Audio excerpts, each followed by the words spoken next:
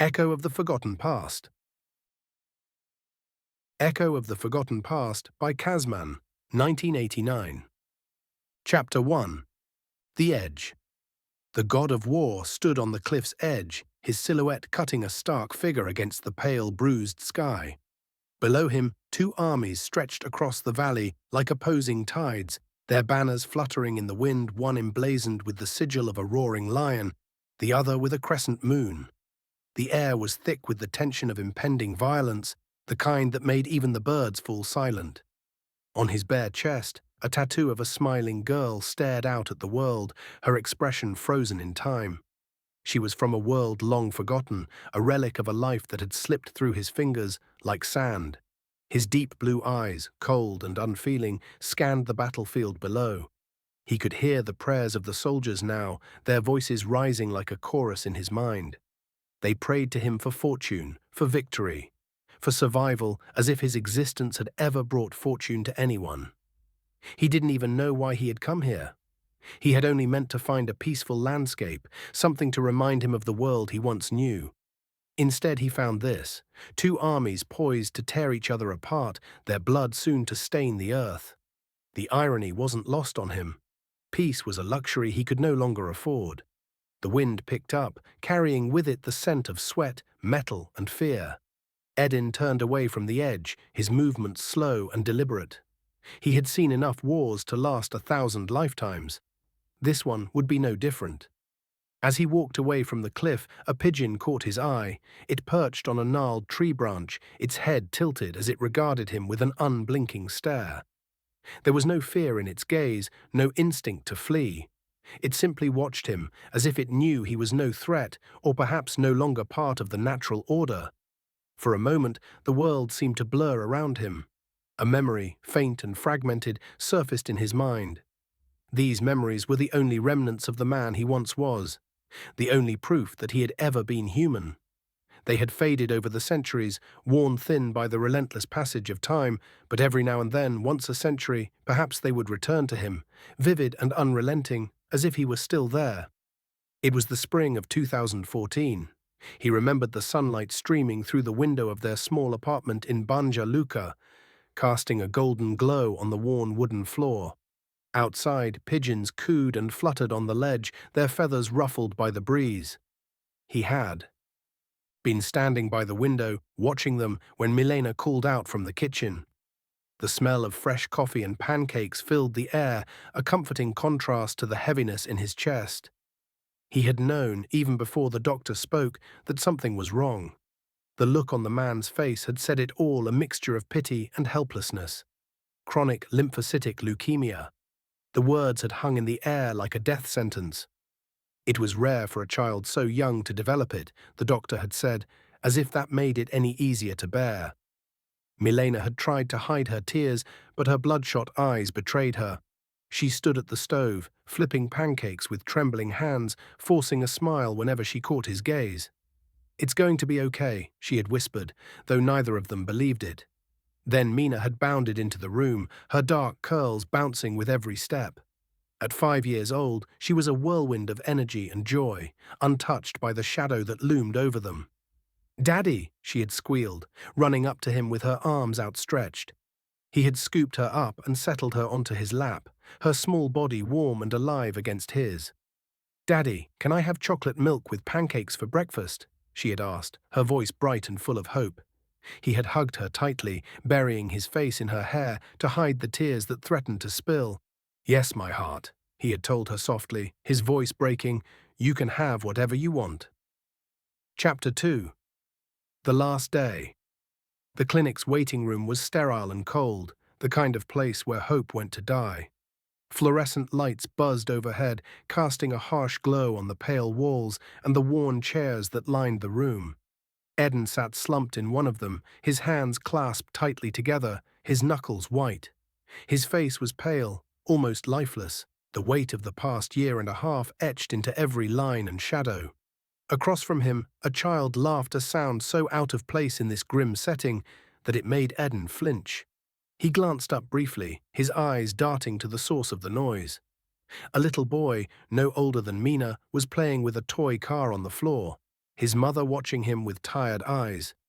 Edin looked away, his chest tightening. He couldn't bear to see it, not today. Today was the last day of treatment they could afford, the last day of hope. He thought back to the beginning, to the countless charities he had contacted, the endless forms he had filled out, the sleepless nights he had spent working as a butcher by day and a delivery driver by night. The donations had come, slowly but surely, from kind strangers in Bosnia, Serbia, and even farther afield. But the Balkans were a poor region, and the lists were long. Thousands of children needed care, and the money they had managed to scrape together had only been enough to get them this far, to this experimental treatment in Moscow. Milena had been the one to take Mina to Russia first. She had stayed with their daughter, sleeping on a cot in the hospital room, while Edin stayed behind to work and send money. But the strain had been too much. The loneliness, the fear, the crushing weight of debt, it had all taken its toll. Milena's depression had deepened, and Edin had known he couldn't leave her to face it alone. He had joined them in Moscow 6 months ago, leaving behind everything he knew to try to keep his family together. But Moscow was a harsh and unforgiving place, especially for a man who didn't speak the language. The jobs he had managed to find were menial and paid little, and the language barrier made every interaction a struggle. Russians didn't like speaking English, and Edin didn't have the time or energy to learn more than a few basic phrases. He had become a ghost, drifting through the city, his only purpose to keep his family afloat. And now, sitting in this clinic, he felt the weight of it all pressing down on him. The treatments had been working. Mina was getting better, but the cost was astronomical. They had drained their savings, sold everything they owned, and borrowed from anyone who would lend to them. And still, it wasn't enough. Edin's thoughts were interrupted by the sound of someone sitting down beside him. He glanced over and saw a well-dressed man, his tailored suit and polished shoes a stark contrast to Edin's worn jacket and scuffed boots. The man had a kind face, though there was a weariness in his eyes that Edin recognized all too well. For a moment, neither of them spoke. Then the man turned to Edin and said, in perfect English, "Your child is in the program too." Edin nodded, too tired to be surprised by the man's fluency. "Yes," he said hoarsely, "today's our last day." The man's expression softened. "I'm sorry," he said quietly. "I know how hard it is. My son is in the program as well." Edin looked at him, really looked at him, and saw the same desperation he felt mirrored in the man's eyes. This wasn't just another wealthy oligarch, this was a father, just like him, trying to save his child. "I'm Alexei," the man said, extending a hand. "Edin," he replied, shaking it. They sat in silence for a while, the weight of their shared struggle hanging between them. Finally, Alexei spoke again, his voice low and hesitant. "There's another program, one that could pay for your daughter's treatment. But it's not without risks." Edin's heart skipped a beat. "What kind of program?" Alexei hesitated, as if weighing his words carefully. "It's experimental. They need willing subjects. But the participants, they may not survive." Edin's breath caught in his throat. He stared at Alexei, searching his face for any sign of deceit. But all he saw was honesty and pity. "If I do this," Edin said slowly, "I would be leaving my family." Alexei nodded. "Yes, but I would make sure they're taken care of. I've already helped others in similar situations. I can't pay for everyone, but I can help you." Edin's mind raced. He thought of Mina, her bright smile and her laughter. He thought of Milena, who had fought so hard to keep their family together. He thought of the life they had built, the life they had lost, and the life they might still have if he did this. "Why are you telling me this?" Edin asked, his voice barely above a whisper. Alexei sighed. "Because I see myself in you. I see a father who would do anything for his child. And because sometimes, even in a corrupt system, there's a chance to do something good." Edin looked down at his hands, his vision blurring with tears. He thought of the sacrifices he had already made, the nights he had spent working until his body gave out, the moments he had missed with his daughter because he was too busy trying to save her. And he knew, deep down, that he would do it all over again. "Tell me more," he said, his voice steady now. "Tell me what I have to do." Chapter 3. The park. The park outside the clinic was a rare oasis in the bustling city of Moscow. The sun hung high in the sky, casting a warm golden glow over the neatly trimmed grass and the scattered benches. Children laughed as they chased each other around the playground, their voices carrying on the gentle breeze. It was a beautiful summer day, the kind that made it easy to forget, if only for a moment, the pain that had brought them here. Edin walked beside Milena, his hand resting lightly on the small of her back. She was quiet, her eyes fixed on the ground as they moved through the park. The 2 weeks Alexei had bought them had given her a brief reprieve, a flicker of hope that had softened the lines of worry on her face. But Edin knew that hope was fragile, and it was about to shatter. They found a bench beneath a large oak tree, its branches offering a welcome shade from the midday sun. Edin sat down first, his hands clasped tightly in his lap. Milena hesitated for a moment before joining him, her eyes searching his face for answers he wasn't ready to give. "Edin," she said softly, her voice trembling, "where did the money come from?" He took a deep breath, his chest tightening as he prepared to tell her the truth. "Milena," he began, his voice low and steady, "there's something I need to tell you." She looked at him, her eyes wide with fear. "What is it?" He told her everything, about the man he had met in the clinic, about the experimental program, about the choice he had been given. He didn't mention Alexei by name. He thought it was better if she didn't know, but he explained the offer in detail. As he spoke, he watched the color drain from her face, her hands clutching the edge of the bench as if it were the only thing keeping her upright.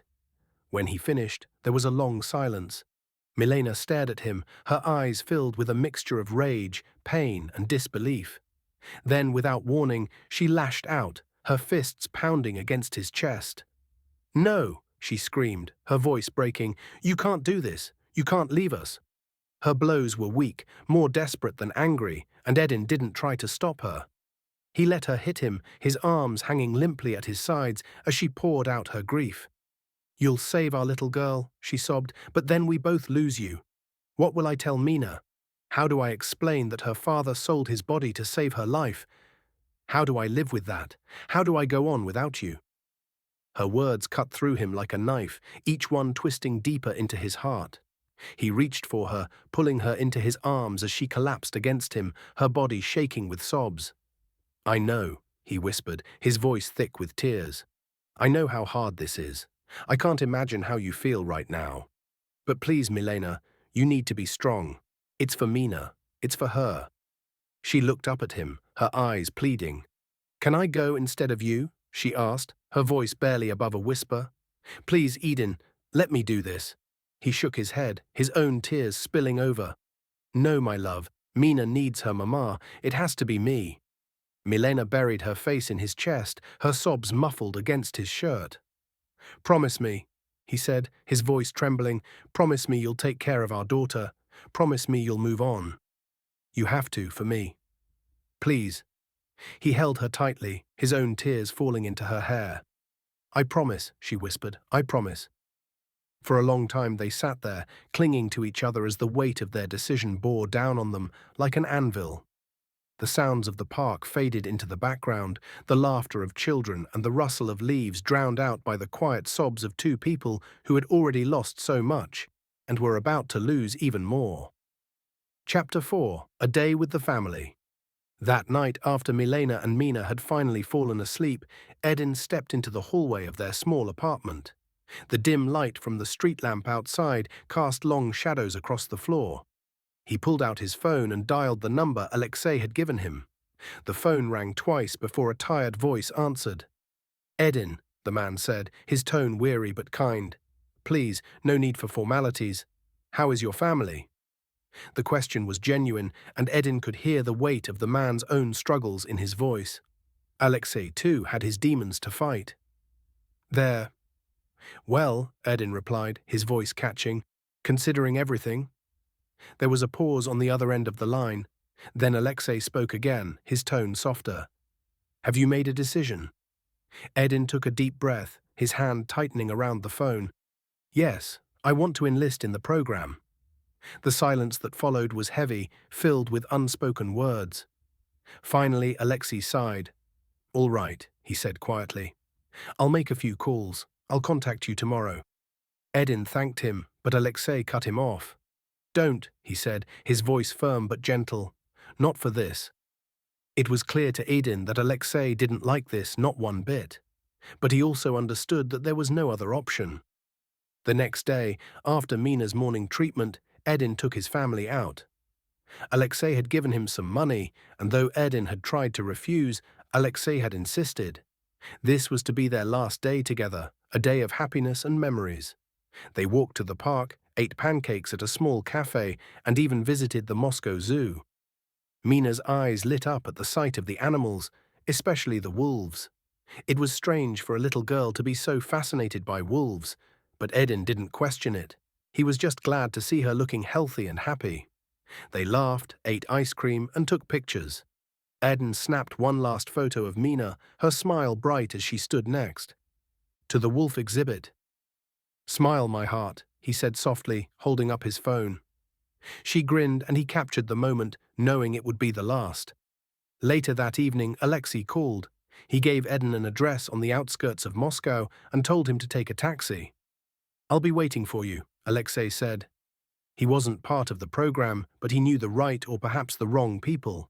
That night, before Mina's treatment, Milena told Edin she would take care of their daughter and that he should rest. Instead, Edin sat at the small table in their apartment and wrote 2 letters, one to Milena and one to Mina. In his letter to Milena, he asked her to give Mina her letter when she was old enough to understand. He poured his heart into the words, trying to convey everything he couldn't say aloud. When Milena and Mina returned, they were both exhausted. Edin watched them fall asleep, their faces peaceful in the dim light. He sat there for a long time, just looking at them, memorizing every detail. Then he checked the time. 20:58. It was time. He stood up silently, grabbed his bag, and walked out the door. The streets were quiet, the city bathed in the soft glow of streetlights. He walked for 15 minutes until he found the tattoo parlor he had seen earlier. A young woman with blonde hair and a piercing on her lower lip looked up as he entered. "We're closing soon," she said in Russian. "How can I help you?" Edin shook his head. "Sorry, I only speak English." She raised an eyebrow but switched to English. "We're closing soon. How can I help you?" He pulled out his phone and showed her the picture of Mina at the zoo, standing next to the wolves. "I want this," he said, pointing to his chest. "A tattoo." The woman studied the photo, then looked at him. 12 o'clock next Friday. We can discuss the full price then, and I'll need 5,000 rubles up front." Edin shook his head. "I need it done now. I won't be here next Friday."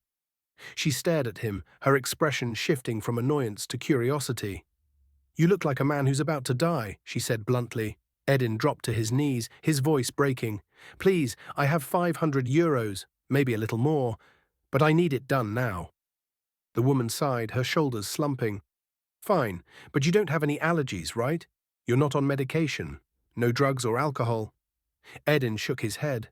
"Number nothing." "Is this your first tattoo?" He nodded. She sighed again. "Sit down. Give me your phone. I need to transfer the image." It was almost 5 in the morning when she finished. Over the hours they had talked. Edin told her his life story, leaving out the part about Alexei and the program.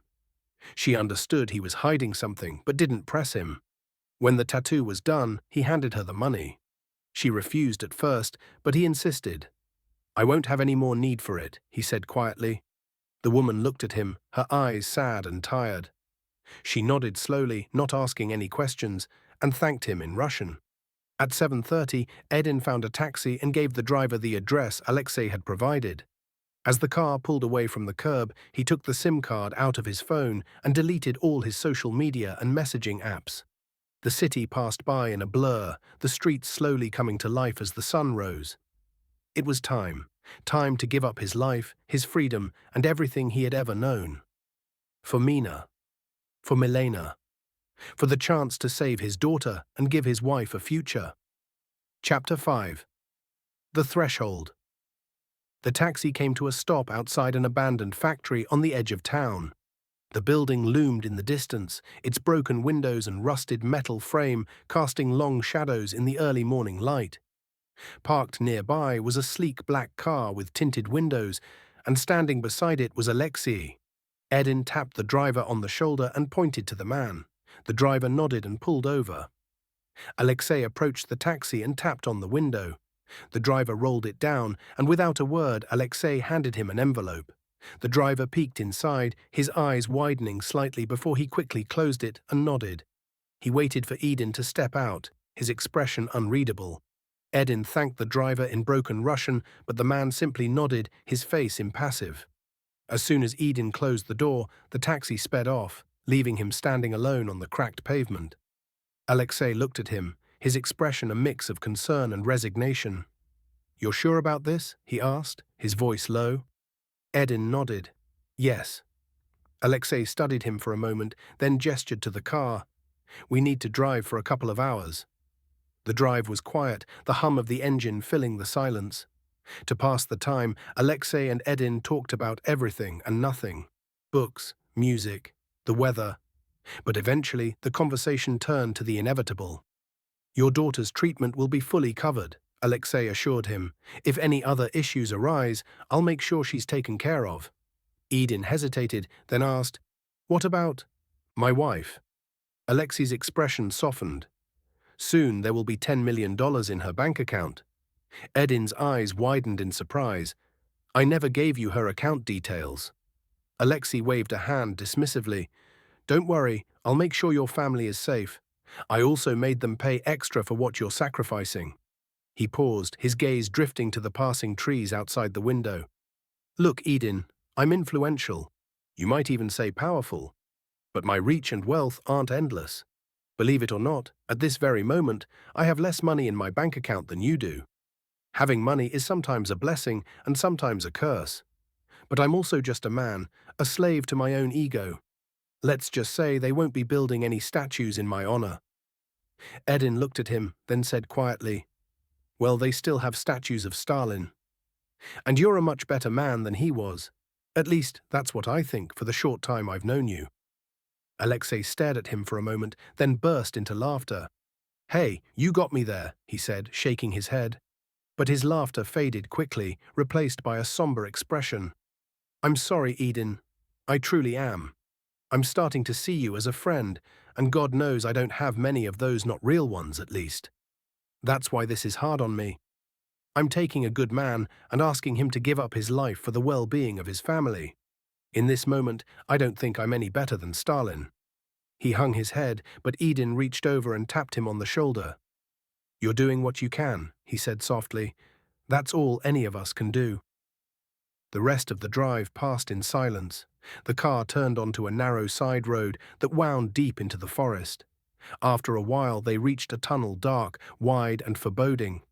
The tunnel sloped downward, leading to a massive iron gate flanked by lights, cameras, and what looked like automated weapons. Edin glanced at Alexei, trying to lighten the mood and quiet his own nerves. "So you come here often?" he joked. Alexei smirked. "Actually, it's my first time. I have no idea what we're walking into, but I'll escort you as far as I can. I don't know the people here, but they know who I am. So everything should be fine." For a moment, Edin wanted to ask Alexei who he really was, but he stopped himself. The gates creaked open, revealing a brightly lit hall beyond. Two armed guards stood waiting, their expressions shifting from confusion to recognition as they saw Alexei. They stepped back, allowing the car to pass. Alexei opened Edin's door and gestured for him to step out. Edin hesitated, then said, "No turning back now, huh?" It wasn't really a question, but Alexei shook his head silently. The examination room was vast, filled with medical equipment and machines Edin didn't recognize. Scientists in white coats and sterile masks moved about, their faces unreadable. Alexei stayed by Edin's side, his presence a small comfort in the sterile, impersonal environment. One of the scientists instructed Edin to step onto a platform to measure his height, weight, and body dimensions. As he complied, an older scientist entered the room. He wasn't wearing a mask, and his expression was one of disdain as he looked Edin up and down. His eyes lingered on the fresh tattoo on Edin's chest, and he scowled, muttering something in Russian. Before Edin could react, Alexei was across the room, grabbing the man by the neck. The scientist's eyes widened in terror as Alexei leaned in, his voice low. "You disrespect that man again, and I will kill you. I will kill you in a way that will make you wish you had never been born." He released the man, who slumped to the ground, gasping for air. Edin watched in silence, recognizing the look in Alexei's eyes, the look of a man who had done terrible things but still clung to some shred of humanity. Alexei turned to Edin, his expression softening. "I'm sorry you had to see that," he said, "but he was being disrespectful, and I lost my temper." Edin just smiled. "Thank you." The rest of the day passed in a blur of tests and examinations. By the end, Edin was exhausted, barely able to keep his eyes open. When the scientists finally gave him the green light to enter the program, Alexei turned to him, his expression grim. "I'm sorry, Edin," he said, "but I can't accompany you any further." Edin nodded. "I guess this is goodbye. I know you don't want me to, but thank you for everything." He extended his hand, but Alexei shook his head and pulled him into a hug instead. They stood like that for a moment, two men bound by circumstance and sacrifice. When they finally let go, Edin thought he saw a tear in Alexei's eye. Without another word, Alexei turned and walked away, his footsteps echoing in the sterile hallway. Edin took a deep breath and stepped through the door into the unknown. Chapter 6. Awakening, Edin walked through the door, his bare feet brushing against the cold, smooth floor. A man in a lab coat waited for him, his face obscured by a sterile mask. Without a word, the man gestured for Edin to follow him. They walked down a long, sterile hallway, the fluorescent lights humming faintly overhead. After a minute, the man stopped in front of a door and motioned to it. "This will be your room," he said, his voice muffled by the mask. The door slid open automatically, revealing a small, Spartan space. To the left was a shower and toilet, both stark and utilitarian. The room contained nothing but a single bed with a pillow and blanket. A plain white t-shirt, grey sweatpants, and a pair of grey socks folded neatly on the sheets. Edin, still wearing only the briefs he had been given earlier, stepped inside. The door slid shut behind him, leaving him alone. He dressed quickly, the fabric soft against his skin, and sat on the edge of the bed. The walls were blank and white, offering no distraction, no comfort. For a moment, the weight of his situation threatened to overwhelm him. He thought of Milena and Mina, of the life he had left behind. But he pushed the emotions down, burying them deep. He had made his choice. There was no point in crying now.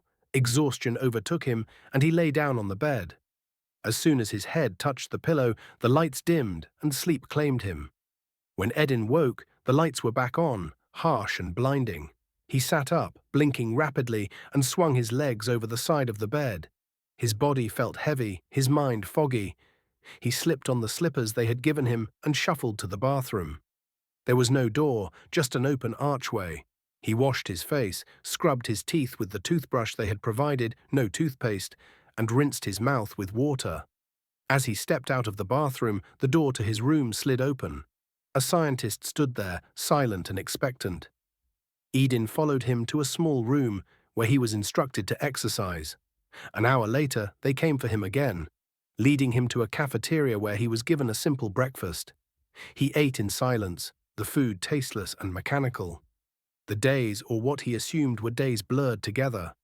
He was tested endlessly, blood drawn, pills swallowed, wires attached to his body. He was pushed to his physical limits, running on treadmills, lifting weights, enduring hours in a pitch-black room. The darkness played tricks on his mind. He saw shapes on the walls, animals, trees, faces. He thought of Mina, of her fascination with wolves, and wondered if he was losing his sanity. Time lost all meaning. He blacked out, only to wake up in a different room. A different test. Once, he found himself tied to a hospital bed, a blood infusion connected to his arm. Another time, he was being fed by a woman he didn't recognize. He tried to speak, to ask questions, but no one answered. They just watched, recorded, and moved on. Then came the hallucinations. He saw Alexei sitting in a chair, talking to him, but when he blinked, it wasn't Alexei, it was Milena. Then the girl from the tattoo studio.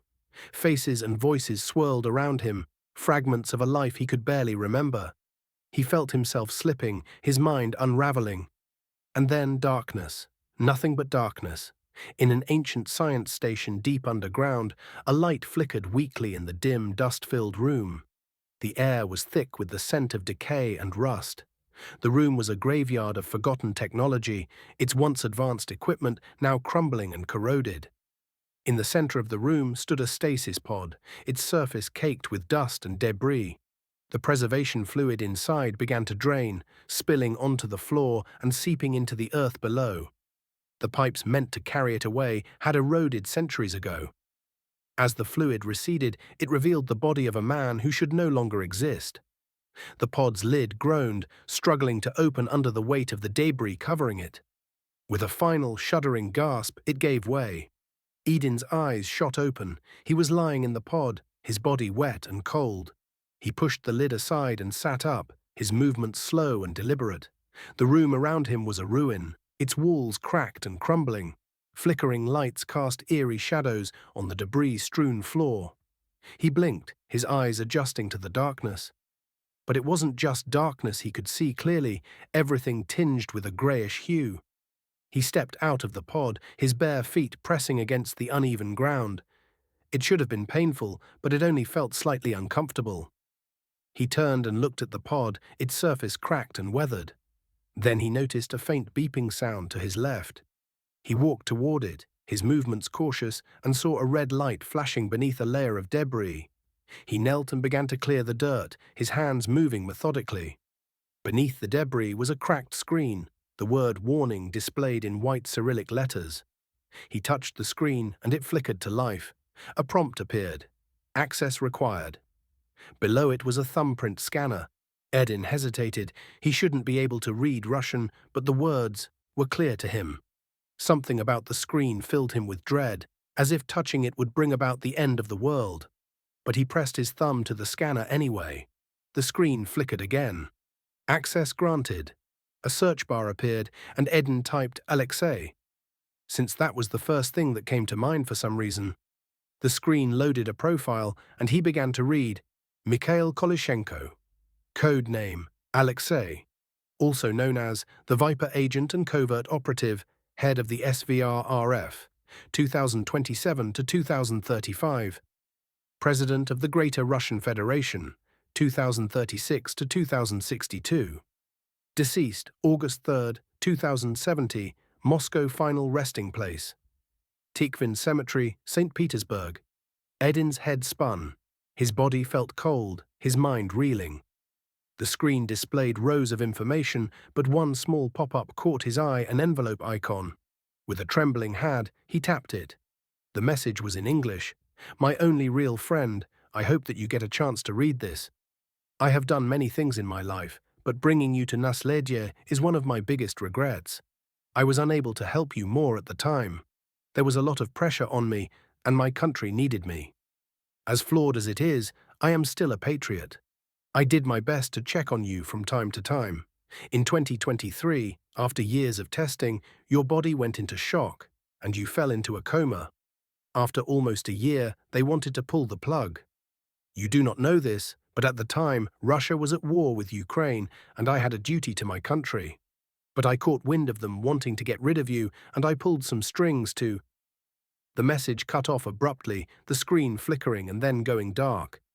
Edin stared at it, his mind racing. How long had he been here? What had happened to the world? And where was he now?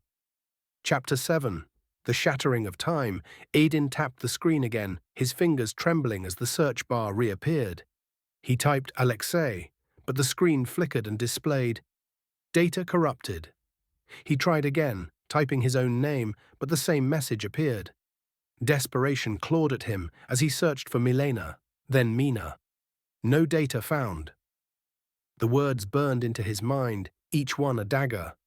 He wiped at the dirt covering the bottom corner of the screen, his hands slick with sweat and grime. The screen smeared, but he could make out a date. His eyes darted over the numbers, his mind refusing to process what he was seeing.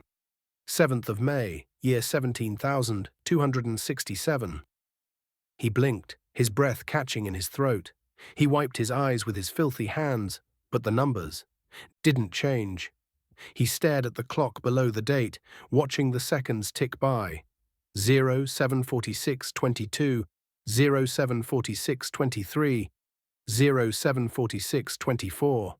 He counted each one, his heart pounding in his chest, until the seconds reached 59 and the time changed to 07:47:00. A laugh bubbled up from deep within him, low and guttural at first, then rising into a manic cackle. It echoed through the ancient crumbling halls, bouncing off the walls like a ghostly chorus. But the laughter turned into a scream, a raw, primal sound that tore through the silence. He punched the screen, his fist shattering the glass and plunging into the circuitry beneath. Sparks flew, but he didn't feel the pain. "No!" he roared, his voice cracking. "No, no, no, no, no! This isn't real! I'm dreaming! This isn't real!" He dropped to his knees, pounding the ground with his fists. The stone floor cracked beneath the force of his blows, but he didn't stop.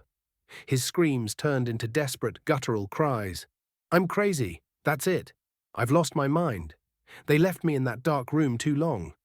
I'm hallucinating. I'm just seeing shit. I've only been here a few weeks. I can't be 15,000 fucking years old. That's impossible. My bones would have turned to dust by now. Impossible. Impossible. Impossible." He didn't even realize he was slamming his forehead against the wall until he felt the sharp sting of pain. But even that was fleeting. He touched his forehead, his fingers coming away bloody, but the wound was already closing, the skin knitting itself back together before his eyes. He stared at the blood on his hands, his mind spiraling. "This isn't real," he whispered, his voice hoarse. "Insane people don't know they're insane. Or do they? Is this another test? A sick joke?" He slumped to the ground, his back against the cracked wall. The room spun around him, the flickering lights casting strange shadows on the debris-strewn floor. He closed his eyes, hoping that when he opened them, this nightmare would be over. That he would wake up in the dark room, or the sterile facility, or even back in his small apartment in Banja Luka, with Milena and Mina by his side. But when he opened his eyes, the ruins were still there. The screen was still shattered. The date was still 7th of May, year 17,267. He was alone, truly alone. Chapter 8. Emergence. Edin lay on the cold, cracked floor for what felt like an eternity. In a way, it might have been. He wasn't hungry or thirsty. He didn't feel the need to relieve himself. He wasn't even cold anymore. His body felt fine. His mind was clear, unnervingly so, but his heart and his soul felt heavy, weighed down by the enormity of what he had lost and the impossibility of what he had found. He finally pushed himself to his feet, his movements slow and deliberate. The flickering lights from the half-open door at the end of the room caught his eye. He might as well move. He grabbed the heavy door, expecting it to resist, but it slid open easily under his hand. He paused, staring at his palm. Since when had he been this strong? He shook his head, deciding not to dwell on it. There were too many questions and no answers. To his right, the hallway was blocked by a cave-in. To his left, a semi-intact staircase led upward. He climbed the stairs, emerging into a familiar hallway, the one he had walked daily for what he now knew to be years. The sight of it sent a shiver down his spine. He started walking, his footsteps echoing in the silence. He passed the black room, the place where he had once been left in darkness for what felt like an eternity. A light flickered inside, casting faint shadows on the walls. Edin stepped inside, his enhanced vision unnecessary now. The walls were covered in faint, eroded drawings of animals, a lion, an elephant, a wolf. He laughed, a bitter, hollow sound. So that's what he had seen. He hadn't been hallucinating after all.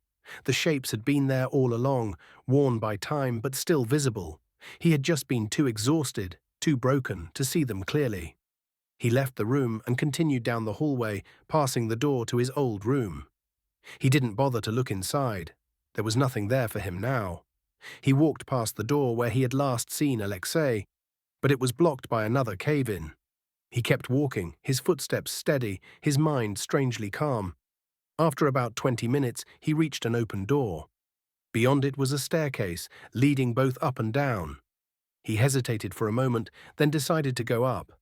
He was already at literal rock bottom. There was no point in going down. The stairs were crumbling in places, thick rebar jutting out like skeletal fingers. He climbed carefully, passing closed doors on each floor. On one level, he found an open door with a flickering light inside. To the right was a door labeled storage. He stepped inside, his eyes scanning the dimly lit room. The storage room was a treasure trove of ancient, yet surprisingly intact equipment. He found a pair of rubber anti-plastic boots that fit him after he shook the dirt out of them. Nearby, he spotted what looked like a hazmat suit, though the top was torn. He pulled on the bottom half, tucking it into his boots. The pants kept slipping down, but he found a length of wire and used it as a makeshift belt. He looked down at himself and laughed. "I look like one of the village people," he muttered. "All I'm missing is a cowboy hat." He stepped back into the hallway, his new outfit absurd but functional. He started climbing the stairs again, singing softly to himself to break the silence. YMCA. It's fun to stay at the YMCA. He could imagine how ridiculous he looked, dressed like an idiot, covered in dirt and dried sweat, singing in a crumbling ruin. Milena would have died laughing. The thought of her made his chest tighten, and he fell silent. He kept climbing, ignoring the doors on each floor, until he reached a point where the stairs were completely blocked by rubble. Thick rebar stuck out like jagged teeth, and the walls were cracked and crumbling. To his right, he noticed a hole in the wall, just large enough for him to squeeze through. He crawled through the narrow passage, the thick rebar cutting into his skin here and there. The wounds healed almost instantly, leaving no trace. The wall was nearly 8 meters thick, a testament to the durability of the ancient structure. At the end of the passage, he found more rocks blocking his path. Frustrated, he punched the obstruction, and to his surprise, the rocks crumbled under the force of his blow. The entire wall shook, and he managed to squeeze through the newly created gap. Now he stood in what looked like a natural cave system. To his left, the cave forked into 2 paths leading downward. To his right, a wide path sloped upward. He chose the right path and started walking, his footsteps echoing in the darkness. His enhanced vision made the cave as clear as day, and he moved steadily, his mind focused on the path ahead. After what felt like an hour, though, he couldn't be sure, the cave began to slope downward. He kept walking, determined to see where it led. Eventually, he noticed a crack in the cave wall with light streaming through. He stopped, staring at the faint glow. "Let's try this again," he muttered, and punched the wall with all his strength. The rock crumbled, and more light poured in. He punched the other side of the crack, widening the gap until he could step through. The light was blinding at first, but his eyes adjusted quickly. He found himself standing at the edge of a lush, vibrant forest. The trees were tall and green, the grass thick and bright. Birds sang in the distance, and the sun beat down on his skin, the heat intense but not unbearable. It must have been close to 50 degrees Celsius. Edin took a deep breath, the air warm and alive. He stepped forward, leaving the darkness of the cave behind. The world outside was strange and unfamiliar, but it was alive. And for the first time in what felt like an eternity, Edin felt a flicker of hope. Chapter 9. Lost in Translation. Edin walked through the forest, his senses overwhelmed by the lush greenery and the sounds of small animals darting through the underbrush. The air was hot and dry, but it didn't seem to affect him. His mind, however, was elsewhere. He had expected to find a technologically advanced world, but instead he was surrounded by nature. The air felt cleaner, fresher, as if the world had been scrubbed free of pollution. He looked up at the sun, trying to gauge the time of day, but the position of the sun meant nothing to him now. After 15,000 years, even the lunar cycle might have changed. He kept walking in a straight line, hoping to find some sign of civilization. After what felt like a couple of hours, he stumbled upon a dirt road. It was wide enough to fit more than a large car, but something about it felt off. There were no tire tracks, no signs of vehicles. The road was smooth and even, as if it were regularly maintained, but there was no evidence of modern transportation. Edin's mind raced. Maybe this was some kind of national park, a nature preserve for tourists. If that were the case, he was on the right path. If he kept going, he might eventually run into people. Before he knew it, he was running, no, sprinting. His legs moved effortlessly, his body showing no signs of fatigue. He could keep this up for hours, maybe even days. But then he heard something, a voice. A female voice, sharp and commanding. "You, stop right there." Edin skidded to a halt, his eyes scanning the area. A woman stood about 8 to 10 meters away, her piercing green eyes locked on him. She was tall and lean, with golden blonde hair that seemed to shimmer in the sunlight. Her face was sharp and angular, her ears long and pointed. She wore light armor with sheets of metal covering key parts of her body and a large hammer strapped to her back. She looked like something out of a fairy tale or a video game. Edin raised his hands slowly, trying to appear non-threatening. "I'm sorry," he said in Bosnian. "What did you say?" The woman's eyes narrowed. "A human."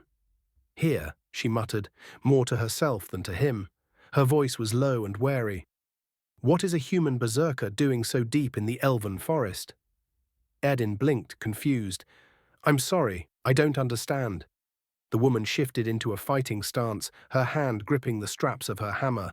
"Stop right there," she said, her voice firm. "I don't understand your tongue, berserker. Why are you here?" Edin froze. He realized he was speaking Bosnian, a language that probably no longer existed in this world. He switched to Russian, hoping she might understand. "My name is Edin. Can you tell me where I am?"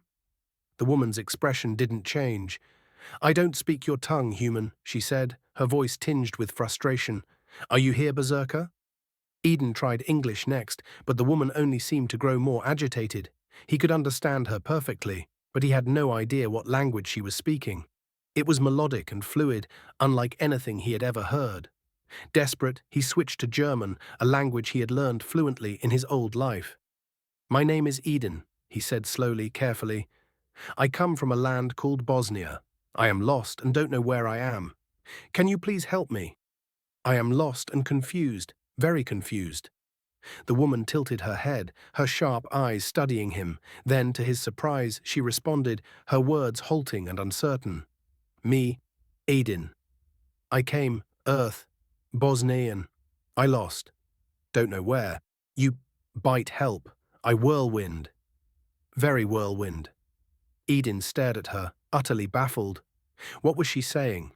It sounded like she was trying to repeat his words back to him, but they came out jumbled and nonsensical. He caught his name and the word Bosnian, but the rest was a mystery. The woman, however, seemed to be piecing together her own interpretation of his words.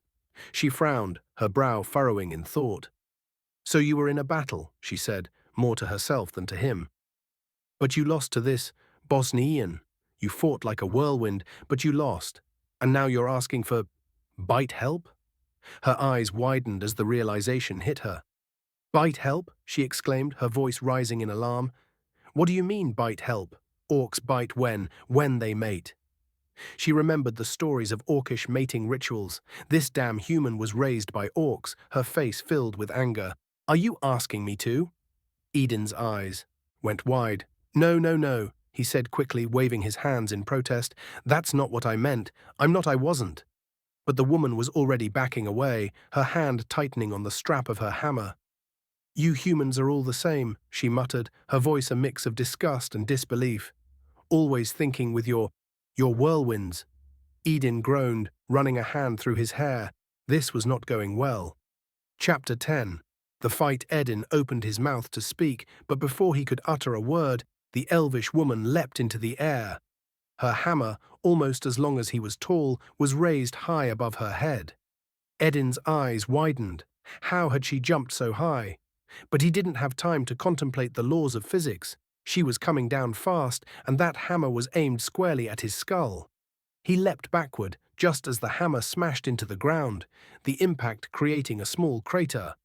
The force of his own jump sent him soaring high into the air, and he landed softly several meters away. Before he could catch his breath, the woman was on him again, her hammer swinging in a wide arc. Edin dodged, the hammer narrowly missing him and taking a chunk out of a nearby tree. Splinters flew through the air, and Edin realized he probably shouldn't let that thing hit him. He wanted to explain, to tell her he meant no harm, but every time he tried to speak, she attacked with even more ferocity. Her face was a mask of anger, her movements fluid and precise. She didn't say a word, her focus entirely on the fight. Edin dodged and weaved, his body moving faster than he thought possible. She was fast, incredibly fast, but somehow he was faster. It became a game of cat and mouse, the two of them darting between the trees, the forest echoing with the sound of her hammer striking wood and earth. The chase lasted for what felt like an hour. Edin wasn't tired, his body seemed to have an endless supply of energy, but neither was she. She was relentless, her attacks growing more intense with each passing minute.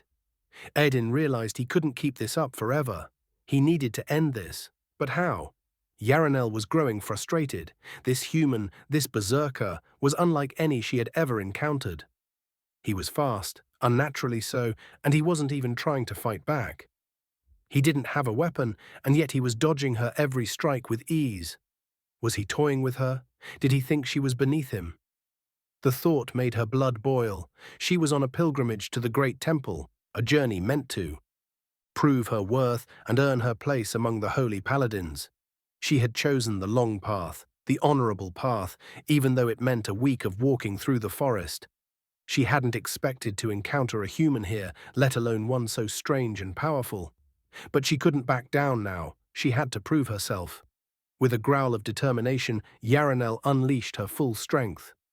Her movements became more fluid, more focused. She swung her hammer with precision, each strike aimed to incapacitate or kill. The human was on the defensive now, and she finally saw an opening. She swung her hammer in a wide arc, aiming to crush his chest. But to her shock, he blocked the strike with his forearm. The impact sent a shockwave through her hammer, the vibrations nearly wrenching it from her hands. Her eyes widened. If he could block her strike like it was nothing, how powerful was he? She pressed the attack, her hammer swinging in a blur of motion. But the human blocked every strike, his arms moving with unnatural speed and strength. Yarinel's confidence wavered. She swung her hammer with all her might, bringing it down from above her head in a devastating arc. But for the first time, the human fought back. His fist shot out, connecting with the head of her hammer. The force of the impact sent the weapon flying, the shaft slipping from her hands. Before she could react, the human lunged at her, his other fist aimed at her chest.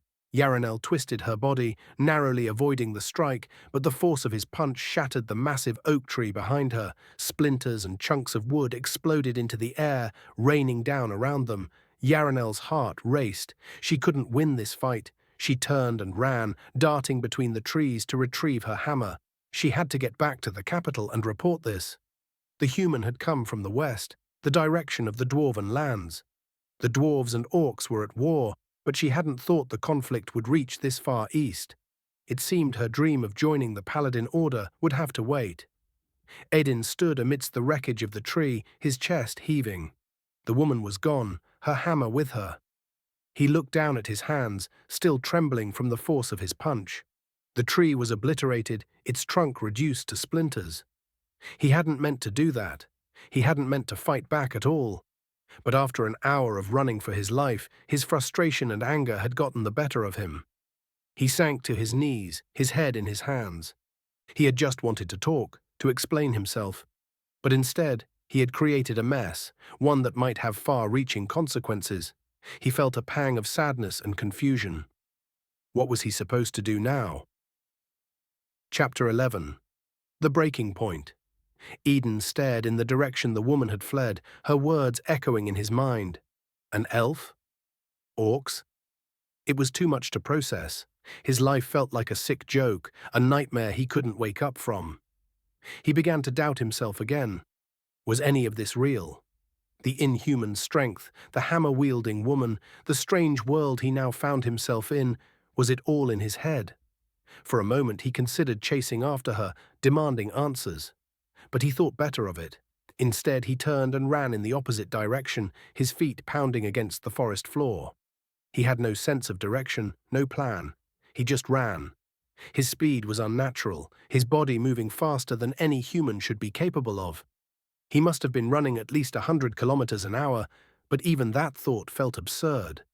None of this could be real. It had to be a hallucination, a product of his fractured mind. He ran through forests, over roads, past strange signs he couldn't read. Night fell, but he didn't stop. The sounds of animals and beasts echoed around him, some of them chasing him, but he ignored them. It was all in his head, he told himself. None of it mattered. He wasn't hungry, he wasn't thirsty, he wasn't even sweating. He just ran, his mind a whirlwind of confusion and despair. Days passed, or maybe it was weeks. Time had lost all meaning. He thought he saw people in the distance, but he ignored them. They were just more illusions, more figments of his imagination. He ran until his boots tore apart, the soles shredded from the abuse. He skidded to a stop, his bare feet scraping against the rocky ground. But he didn't feel the pain. He didn't feel anything. And then he saw it. A village, burning. The sight stopped him in his tracks. He blinked, but the image didn't change. The village was made of stone and wood, its structures consumed by flames. The air was thick with smoke and the acrid stench of burning flesh. Bodies littered the streets, disfigured and broken. Blood and filth covered the ground, the scene too horrific to comprehend. Edin walked through the village in a daze, his mind flashing back to his childhood. The Bosnian War, the fear, the violence. He remembered the Croatian soldiers who had killed his father in front of him, who had almost raped his mother for marrying a Muslim. The memories were sharp and vivid, cutting through the haze of his confusion. He was convinced now that he was going mad, that this was all a nightmare. None of this could be real. But then he saw the children. Their small, broken bodies were scattered among the ruins, their faces frozen in expressions of terror. Edin's breath caught in his throat. He didn't want to see this. He didn't want to be here. Why was this happening to him? He had saved his daughter. He had made sure Milena would be taken care of. He had been prepared for torture, for pain, but not for this. This was too cruel, too monstrous. He fell to his knees, his hands clawing at his face. He tried to gouge out his eyes, to blind himself to the horror, but his body healed instantly. His eyes grew back, the scene unchanged. He screamed, a raw, guttural sound that echoed through the burning village. He did it again and again, but it was no use. The nightmare wouldn't end. And then he saw something in the distance, through the smoke. A battle, figures clashing, their movements blurred by the haze. Edin didn't realize he was on his feet until he was already moving. His foot caught on something, and he looked down. It was an axe, its blade caked in blood, lodged in a tree stump. Next to it was the headless body of a child. Something inside Edin snapped. He pulled the axe from the stump, his grip tightening around the handle. The weight of it felt familiar, grounding him in a way nothing else had. He turned toward the battlefield, his body trembling with rage. His roar echoed through the village, a sound of pure, unbridled fury. And then he charged. Chapter 12. The bloody fields of Sun Valley Malagar sat on a hill overlooking the battlefield, his massive frame silhouetted against the setting sun. Below, the clash of steel and the cries of the dying echoed across the valley. He felt no urge to join the fray. There was no honor in this battle, no glory to be won. The alliance with the Dark Elves had been a mistake, one that had brought shame to his clan and tarnished his name. The Dark Elves were a cruel and merciless people, their hatred for all others matched only by their lust for destruction. They had slaughtered villages, killed innocents, and even turned on their own kin. Malagar had tried to stop them, but they were too fast, too cunning. Now his clan was paying the price for their alliance. The Dwarves, united under their new king, were pushing them back. The Mountain clan was losing, and Malagar knew there was no way to turn the tide. He clenched his axe, his mind heavy with regret. The other clans would never forgive them for siding with the Dark Elves. His people would be forced to leave the mountains in disgrace, and Malagar would have no choice but to take his own life. A warrior's death was all he could hope for now, but no one on this battlefield could grant him that honor, not even the Dwarven king, who was nowhere to be seen. As Malagar brooded, something caught his eye. A lone figure was running toward the battlefield from the direction of the village the Dark Elves had ravaged hours ago. Malagar squinted, trying to make out the details. It was a human, shirtless and barefoot, covered in dirt and grime. He wielded an axe, his movements frantic and unrelenting. Was this a survivor seeking death? A madman charging to his doom? Then Malagar heard it, a roar that shook the very air. It came from the human, a sound so primal and full of rage that it sent a shiver down Malagar's spine. This was no ordinary man. Even from this distance, Malagar could feel the killing intent radiating from him. A berserker, Malagar muttered, his voice tinged with respect. The human reached the dwarven ranks and swung his axe. The carnage that followed was unlike anything Malagar had ever seen.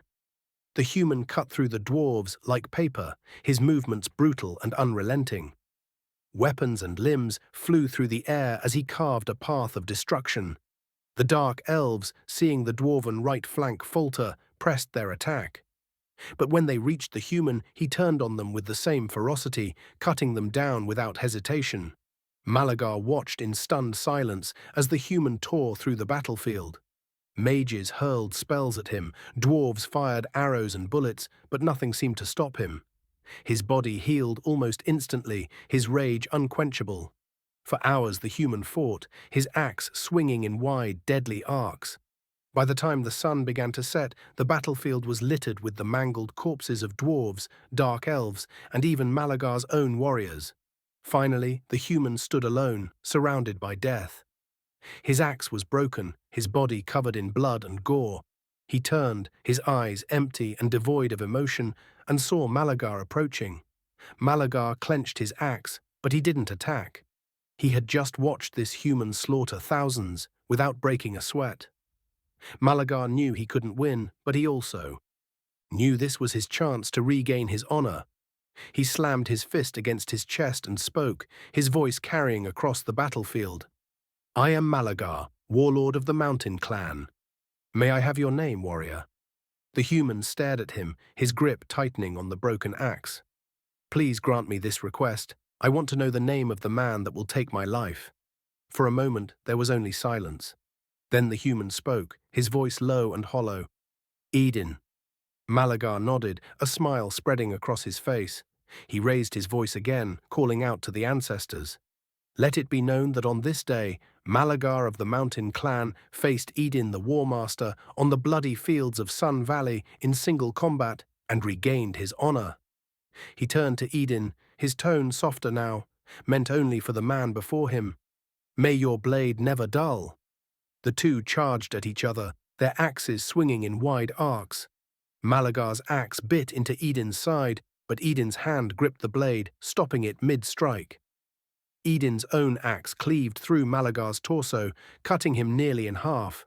Malagar staggered, blood pouring from his mouth, but he spread his arms wide, exposing his neck. "Now," he said, his voice steady, "grant me a warrior's death." Edin looked into Malagar's eyes and saw his own reflection, a blood-soaked monster, a bringer of death. He blinked, realizing for the first time that he hadn't closed his eyes in hours. The weight of what he had done crashed down on him. He had killed thousands, mercilessly and without hesitation. And now, this man, this honorable warrior, was asking for a clean death. For a moment he saw Alexei's face staring back at him. Edin's hands trembled. He couldn't kill this man, but he couldn't let him suffer either. It would be wrong. All of this was wrong. He closed his eyes, turned his head, and swung his axe. The blade cut through flesh and bone, and Malagar's head fell to the ground with a soft thud. Edin dropped his axe and turned away, unwilling to look at the man he had just executed. But when he opened his eyes, all he saw was death piles of mangled corpses and pools of blood stretching as far as the eye could see. He dropped to his knees, his hands trembling. "What? What have I become?" he whispered, staring at his blood-stained hands. Exhaustion finally overtook him, and he collapsed onto the blood-soaked ground. Surrounded by the carnage he had wrought, Edin fell into a deep, dreamless sleep. Chapter 13. Yarinel's Return. Yarinel ran through the forest for a whole day. She wanted to reach the capital as soon as possible. The elven city was surrounded by unnaturally large trees and a great stone wall, etched perfectly with elven carvings. The guards saw her approaching. They were surprised to see her back, but the sweat on her brow and the fatigue in her steps turned their expressions to worry. "Nature guide you, lady," one of them said. "Nature guide you as well. I need to see my grandfather. I came upon an outlander on my journey, a strange human deep in our woods." The guards raised their brows, but moved aside for her to pass. "He should be in the great hall, but I cannot say if they are holding council." She nodded in gratitude and walked past the gate. The city was beautiful, with clean cobbled streets and houses and shops made from wood, all in perfect harmony with nature. She had thought she wouldn't see it again, at least not any time soon. She was dedicated to joining the Order of Holy Paladins, which meant serving the Order rather than the elf would. The elves worshipped Gaia, the Earth Mother. Yarinel believed in her, but she had always been drawn to the halls of justice, especially with her affinity for healing magic. It was minor, but paladins were warrior priests, not healers per se. The Order worshipped Albion, the god of light, hope, and justice, but it held no prejudice against other benevolent gods. Worshippers of Gaia were not looked down upon, and while she was mostly revered by the forest elves, other races, including some orc tribes of the lowlands, also followed her. In contrast, only light elves, humans, and dwarves worshipped Albion. The Order itself was mostly inhabited by humans who, unlike the dwarves and elves, worshipped only Albion and held no loyalty to any kingdom or faction. It wasn't forbidden, but the Order demanded true devotion. Not that Yarinel wasn't devoted, she simply had a bond to her home and to Gaia. Yarinel passed by the small chapter house of the Paladin Order. She would report to them later and explain why she had temporarily discontinued her pilgrimage. For now, she made her way to the grove. The palace was on the other end of the city. The elves had no king, only a council of elders. Her grandfather was the Grand Elder, having risen to the position a few years after she was born. A Grand Elder served for life as the head of the council, and upon their passing, there would be 7 moons of mourning before a new one was selected. Her grandfather had held the position for 75 years and still had many more ahead of him. He was 260, the youngest Grand Elder ever elected. Yarinel was very proud of that. Elves could live up to 400 years. She was too lost in thought to admire the beauty of the grove as she reached the stairs leading up to the palace. The 2 sentinels looked at her curiously, but disciplined as they were, they neither moved nor spoke. Inside, the palace halls had a lovely blend of grey and purple, with green elvish banners depicting a grand golden tree in their centre hanging from the walls. She passed by the council hall and went straight to her grandfather's office. She saw a few elders along the way and gave them all a polite bow. Seeing them in the halls meant council had already ended for the day. Finally, she reached the bow-shaped wooden door of her grandfather's office and barged in like she used to when she was a young girl. "Grandfather," she exclaimed loudly. Yantel was writing down the topics the council needed to discuss in the next session. The eastern border required more supplies. It was summer, yet reports stated it had gotten oddly cold in the past few days. That's when he heard his granddaughter's voice. "Yarinel, did you change your mind?" He stopped when he saw her and abruptly stood up. "What happened, dear girl?" Yarinel started speaking quickly. "Grandfather, there was a human deep in our woods, raised by orcs. I fought him, but he was too strong, and—" He held up a hand to signal her to stop, though his face remained worried. "Slow down, child. Try to calm yourself. Sit down and tell me everything slowly." Yarinel nodded, sitting in the cushioned chair across from him. He handed her a cup of water, which she drank slowly before emptying the entire thing. Then she started again. "It was on the 2nd day of my pilgrimage to the temple when I came across him. He was dressed strangely. I have no doubt that he was human, but he wore odd clothing. He was covered in dirt, with what looked like dried blood on his head. His chest was bare, only dressed in some strange leggings and boots. Then I saw the marking on the right side of his chest. I couldn't see it clearly since he was covered in dirt, but I'm fairly certain it was the mark of a berserker." She hesitated. "And yes, I know human berserkers are rare, and only orcish and dwarven berserkers wear such markings. But I know dwarven markings well. There were no straight lines or sharp edges, and dwarven marks are a dark blue. This one was black." I'm sure of it. It had to be in the Orcish style, so I deduced he was raised by them. I asked him what he was doing there, but he spoke in strange tongues. He wasn't speaking Orcish. One language sounded like what the Northerners use, but I wasn't sure. And then, Yantel frowned. That's when he attacked you. She looked down. Well, no, not exactly. What happened? He asked, his concern growing. She paused, then continued. Our battle lasted for an hour. He was fast, very fast. I think he was toying with me. He dodged my strikes for a long time, and when he finally got serious, I swung my hammer with full force at him. But he met it with his fist. Her grandfather's eyes widened slightly. He didn't just block my strike, he punched my hammer straight out of my hands. It flew almost 30 meters. I was shocked. Then he lunged with his fist. I barely had time to evade, but he hit a large oak tree behind me. Grandfather, the whole tree was gone. Nothing left but dust and splinters. She clenched her fists. I was afraid. I had never seen such power. Not even father is that strong, so I ran. I managed to retrieve my hammer and ran all the way back here. Look at my hammer, it's cracked. He managed to crack divine steel with his fist. She took a shaky breath. For a long time, I thought he was chasing me, but he never did. I didn't stop running until I reached the city. Yantel's look softened. He was glad his only granddaughter was safe, but that was still not the whole picture. Yarinel, I know you are tiered dear. A lot of what you said is worrisome, but you still didn't explain to me why you attacked him. Yarinel hesitated again. Well, he started speaking in broken Elvish, but his words were unclear and, well, I think he said that he was in a battle with some Bosnian, and I am unsure if he said that he won or lost. But then he put his hand on his chin and mentioned a whirlwind, and wanted bite help. And you know how orcs, they, and human are, they are. Yantel's lips twitched, as if suppressing a laugh.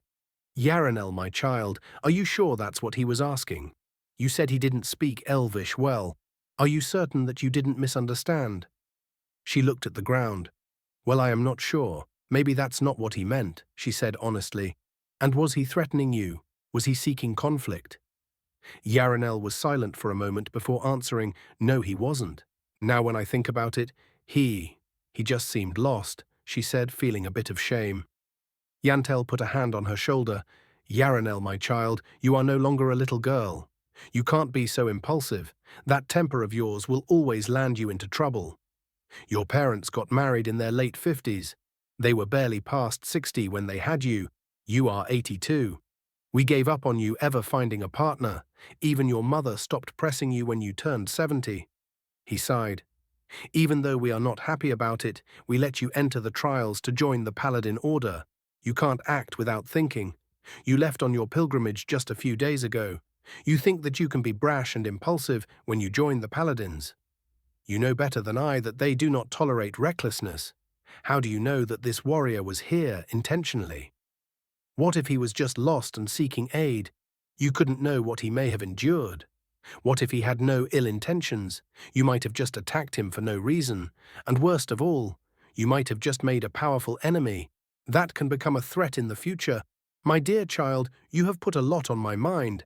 But go and get some rest. I will send out scouts to look for any traces of this stranger. As Yarinel looked at her grandfather, he looked a lot older to her for some reason. Suddenly she was filled with shame.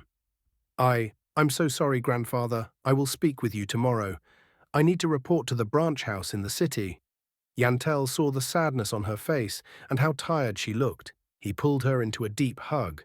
Before letting her go, she slowly left his office as he sat down to gather his thoughts. Chapter 14. The Caretaker. A dark figure roamed the bloody field of Sun Valley. The moon did not show itself this night, making it perfect for what he was planning.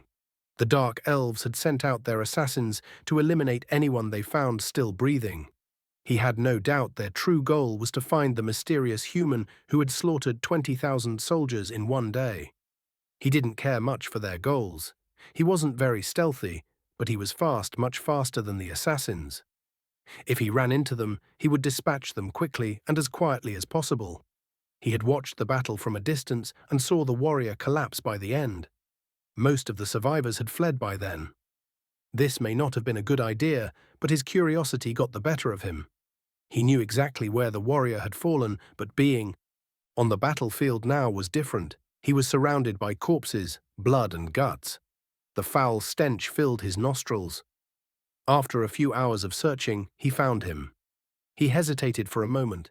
He didn't know how the warrior would react if he woke him, but he decided to take the risk. He tapped the man's shoulder. No reaction. He tapped him again. Still nothing. Checking for breath, he felt a pulse. Looking around, he saw no one nearby in the darkness. He had to make a choice. With a sigh, he grabbed the man's slippery body and hoisted him over his shoulder. He stank of death, but he was oddly light, no heavier than a regular human. Taking a few careful steps, he tried to remain quiet, but stealth wasn't going to work.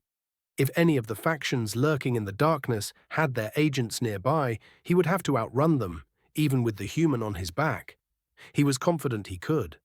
Just as he reached the edge of the battlefield, flares fired from multiple directions, casting light and penetrating the darkness. He was ready for this. Cutting his palm, he used blood magic to create an illusion, conjuring dark shadows around him to mask his presence. The spell would last a minute, but a minute was enough.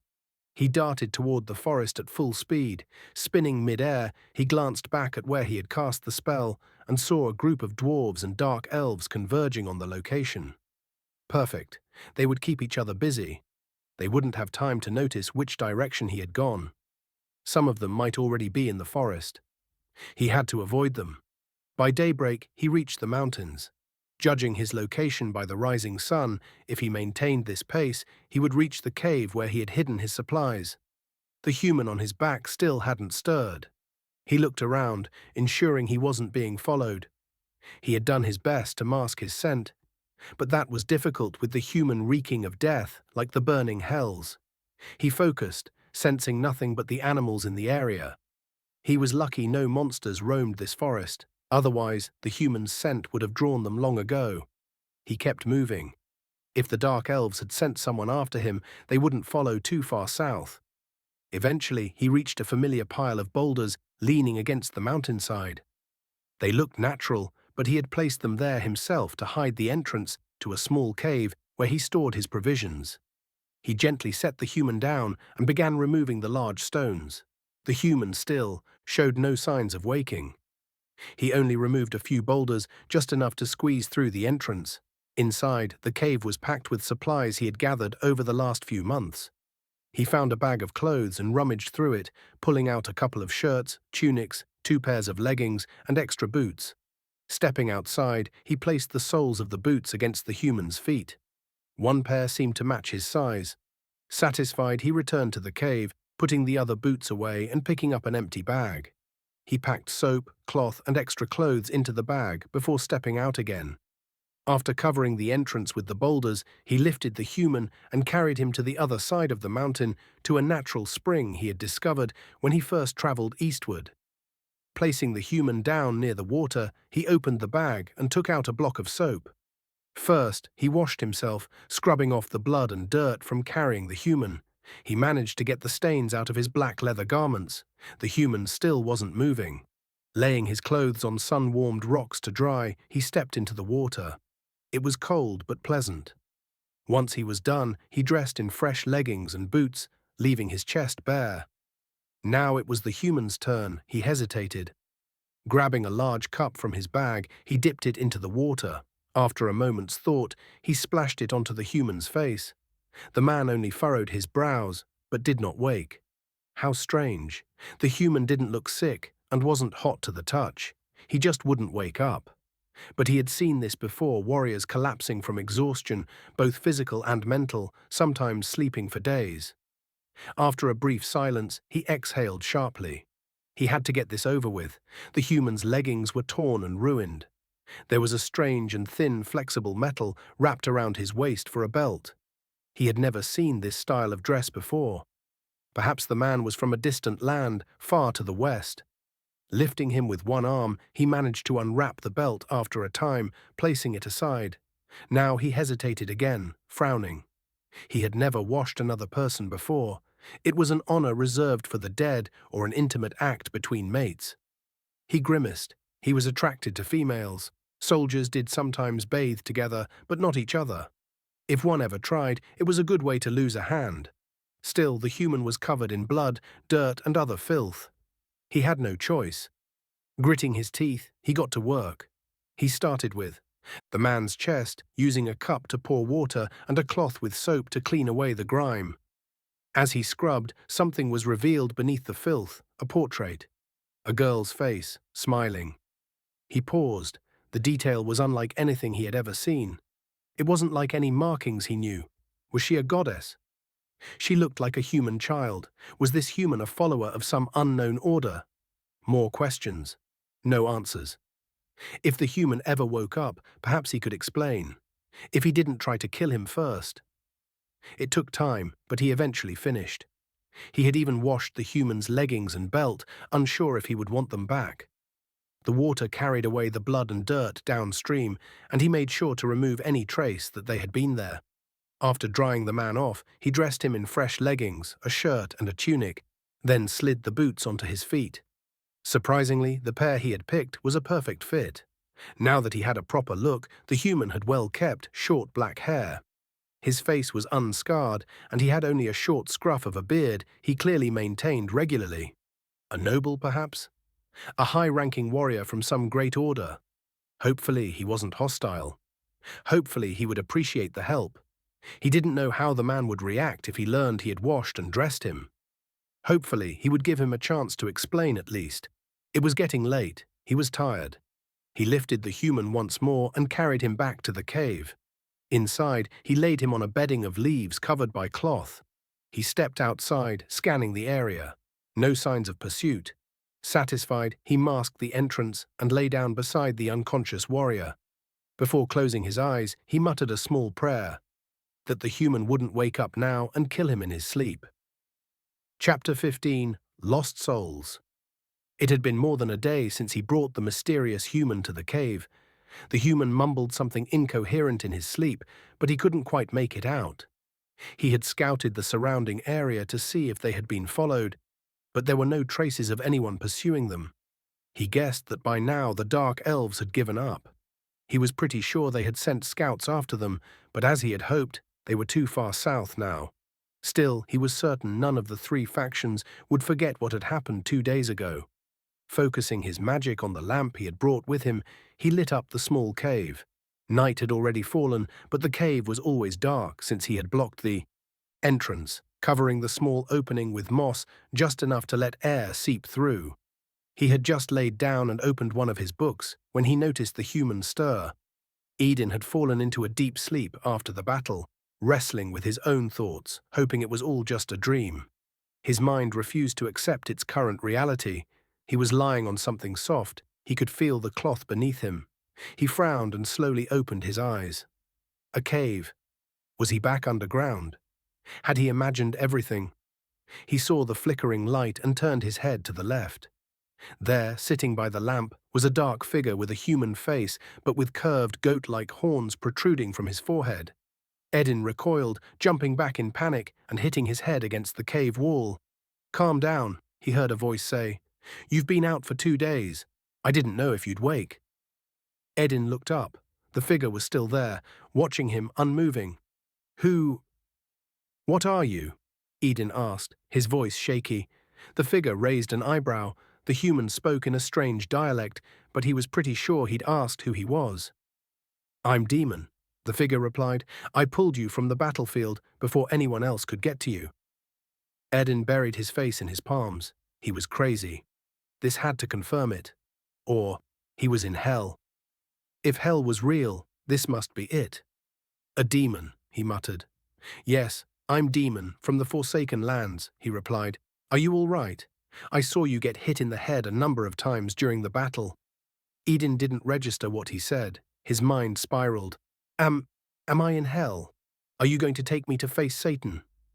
"Number, we're on top of Crow's Mountain, near the borders of the Dwarven Kingdom and the Orcish clans." "I don't know this Satan you speak of," Damon replied, guessing the human was disoriented after what had happened. Edin glanced at him again. Not in hell. But you just said you were a demon. Demon furrowed his brow. As I said, I'm Demon. That's my name. I'm from the Forsaken Lands, south beyond the mountains. Where am I? Edin asked again. Now Demon was getting frustrated. I just told you. We're on Crow's Mountain, in a cave. You do know what a cave is, right? I carried you here after the battle before the Dwarves, or worse, the Dark Elves could get to you. You did slaughter them all single-handedly. Luckily, the Orcs retreated after you decapitated their leader. Shameful defeat and all that.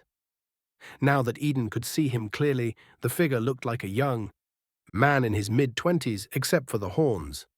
What are you? Edin asked. A Satyros. You've seen a Satyros before, haven't you?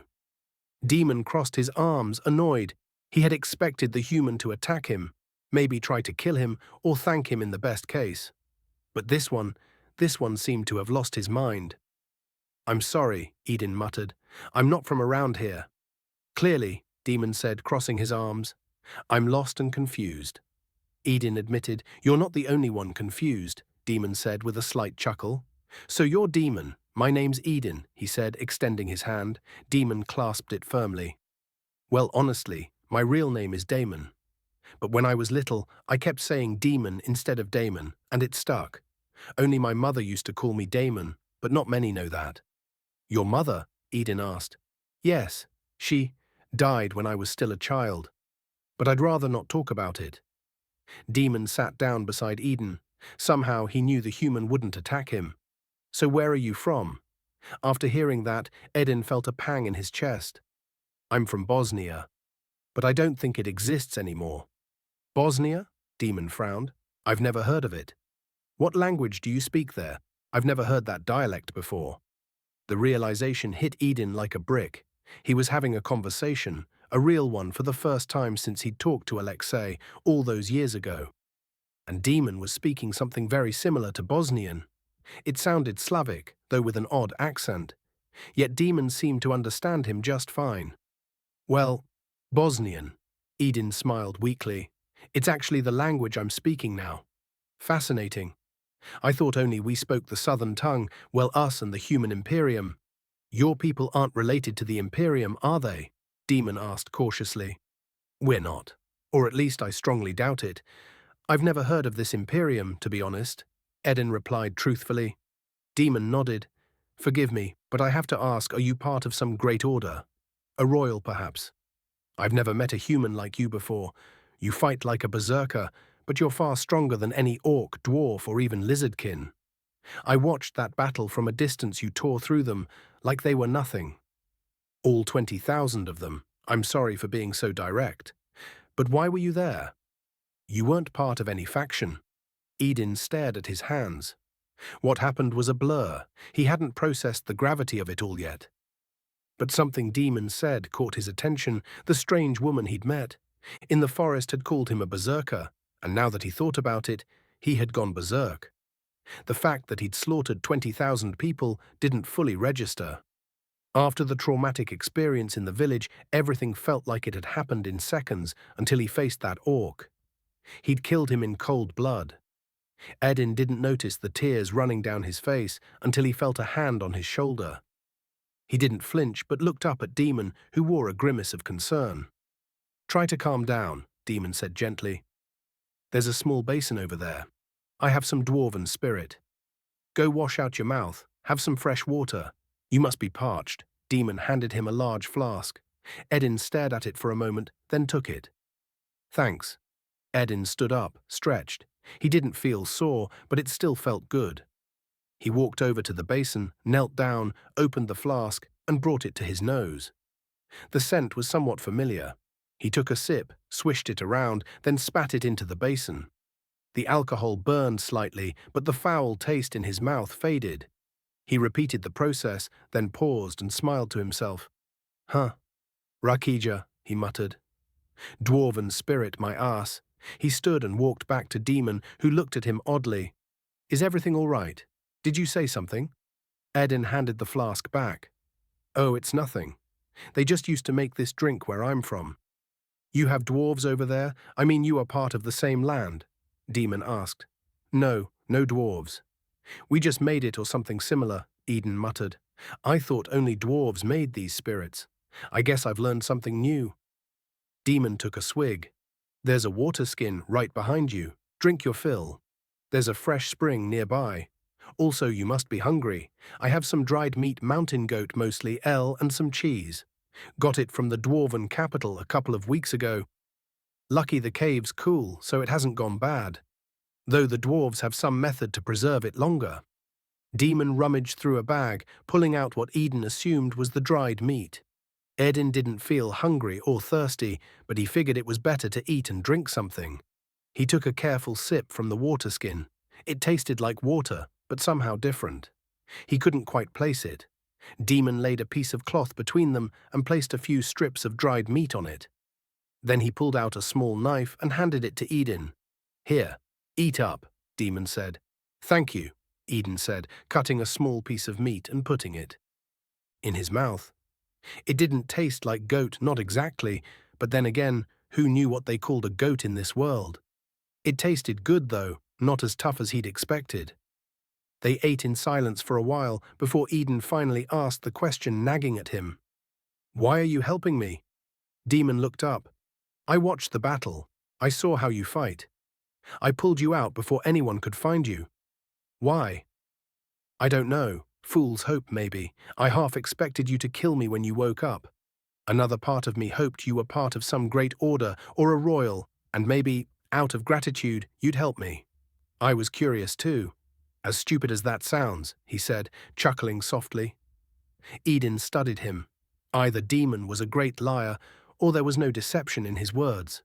I can't help anyone, Edin said quietly. I don't even know where I am, or what I'm doing.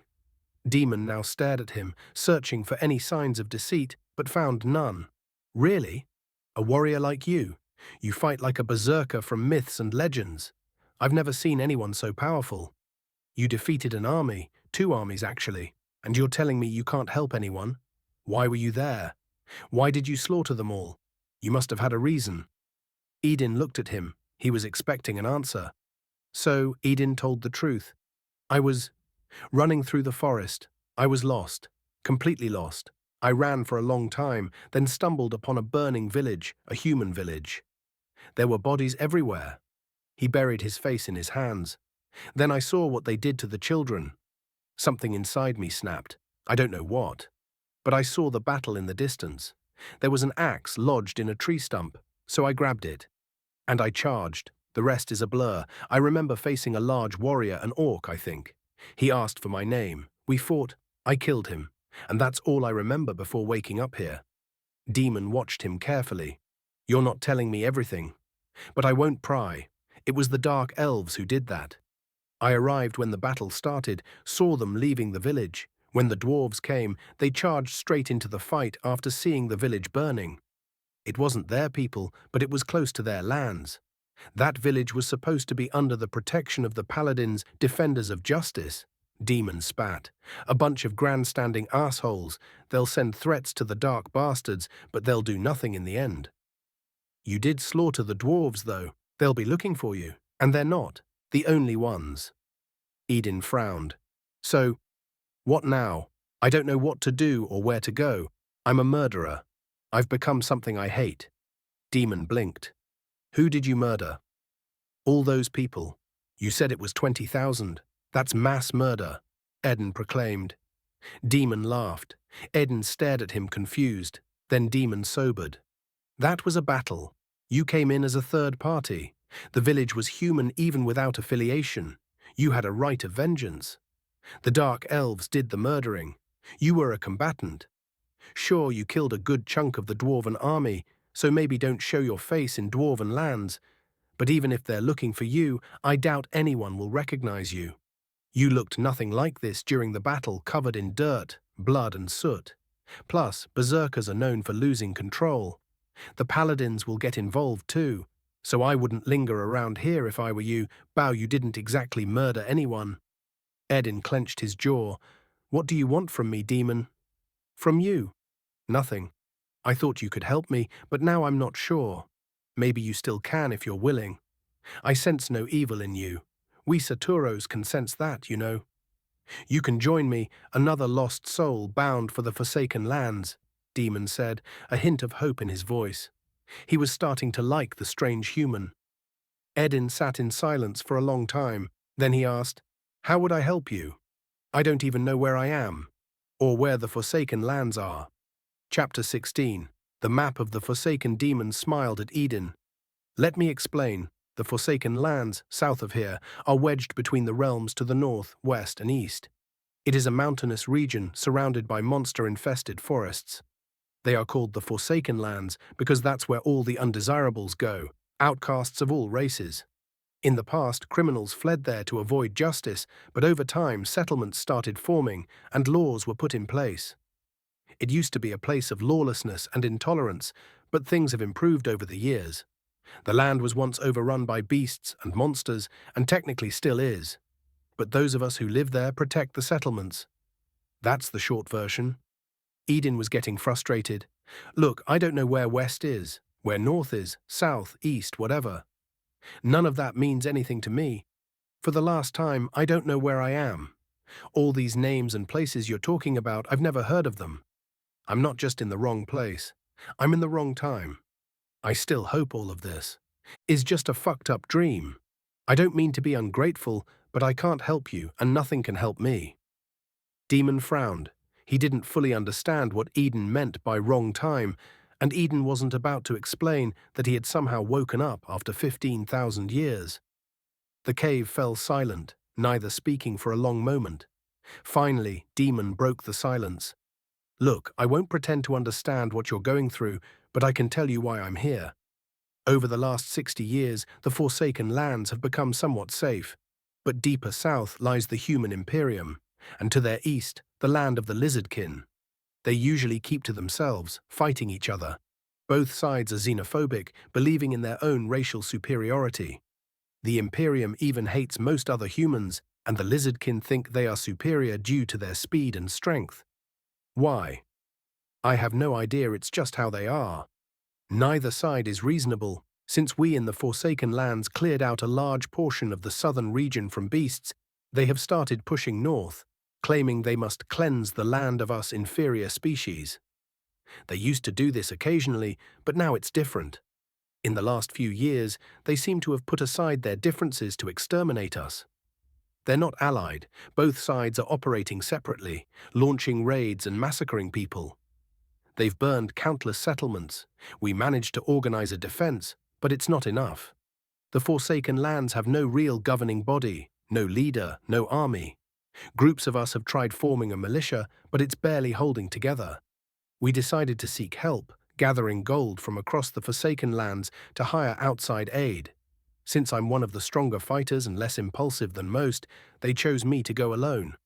But as you can see, I failed not for lack of trying." Damon sighed. "So to answer your question, you can't help me. You look like a man who wants to die. I'm going home to die defending it. I asked you to join me because someone as strong as you could make a difference, but whatever." Edin hadn't even noticed the crumpled piece of paper clenched in Damon's hand until the man threw it at his feet. He barely cared about what Damon was saying. Part of him thought he should be feeling more anger, more despair, but something inside him felt different, like he was on the edge of breaking, but something was keeping him intact. Then his gaze fell on the piece of paper. Absent-mindedly, he picked it up. A wave of emotions hit him: anger, sadness, pain, confusion. It was a map. It depicted half of Western Europe, Scandinavia, Central Europe, and parts of Eurasia. But what shook him most was the Balkans.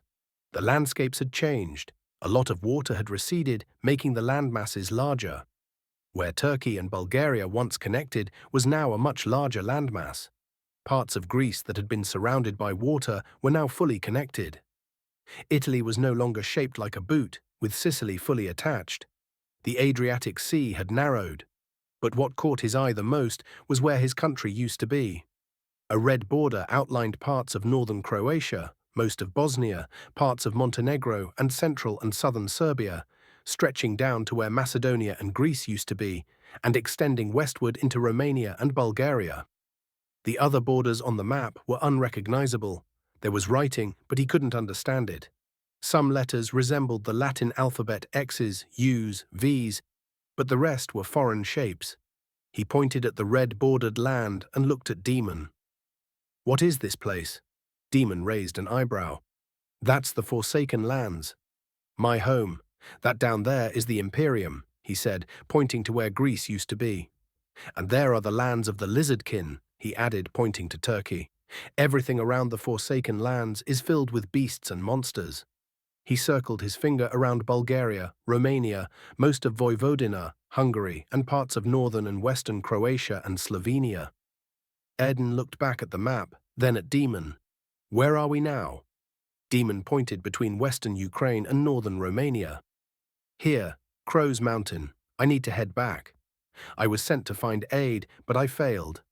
The Orc clans turned me away, saying the Orcs of the Forsaken Lands were not their kin. The new Dwarven kingdom was neutral. They would trade but offered no help. Their king was polite but explained that their kingdom was still new and unstable. That battle you rushed into was their first as a united force. You might have caused problems there." Damon stopped to think for a moment, then continued, "I also tried the Paladins. They hate the Imperium and the Lizardkin, but they hate us more, it seems. Called me an abomination, said it was good we were being exterminated. I wanted to kill the lot of them, but I needed allies. I didn't even bother with the Elves. I was on my way back when I saw you in that battle. That's how we got here." Edin felt overwhelmed. He should be panicking, but something inside kept him from breaking. He needed to find out what had happened to him, to the world. How was he even alive? How was he healing? None of this made sense. He had to start somewhere. He looked at Damon. He might as well go with him. He had no intention of fighting, but he needed to search for answers. "I'll come with you," he said.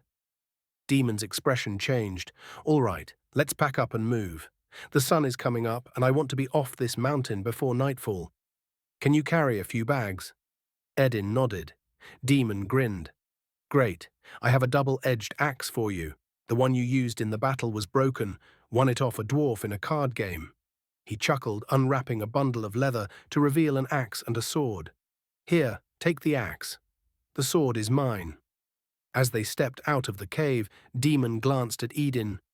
"Say, I've been meaning to ask you," he said. "That marking on your chest, it's a goddess, right?" Edin put his hand to his chest, where he had the tattoo of Mina's smiling face. He remembered how happy she was that day. Instead of feeling sadness, he felt happy thinking of the memory. "She's my goddess," he said in a low voice. Damon noticed the change in his demeanor. Thinking that Edin was a devout man, he asked, "What is her name?" Edin hesitated for a moment, then said, "Mina, her name is Mina." Damon also smiled. "Forgive my ignorance, but I haven't heard of the goddess Mina before. What is she the goddess of?" Edin suddenly felt a tug in his heart at the question. "Life," he said in a whisper after a moment. Damon nodded with a smile. "Thank you for sharing that with me. I see that it means a lot to you, but we better get on our way."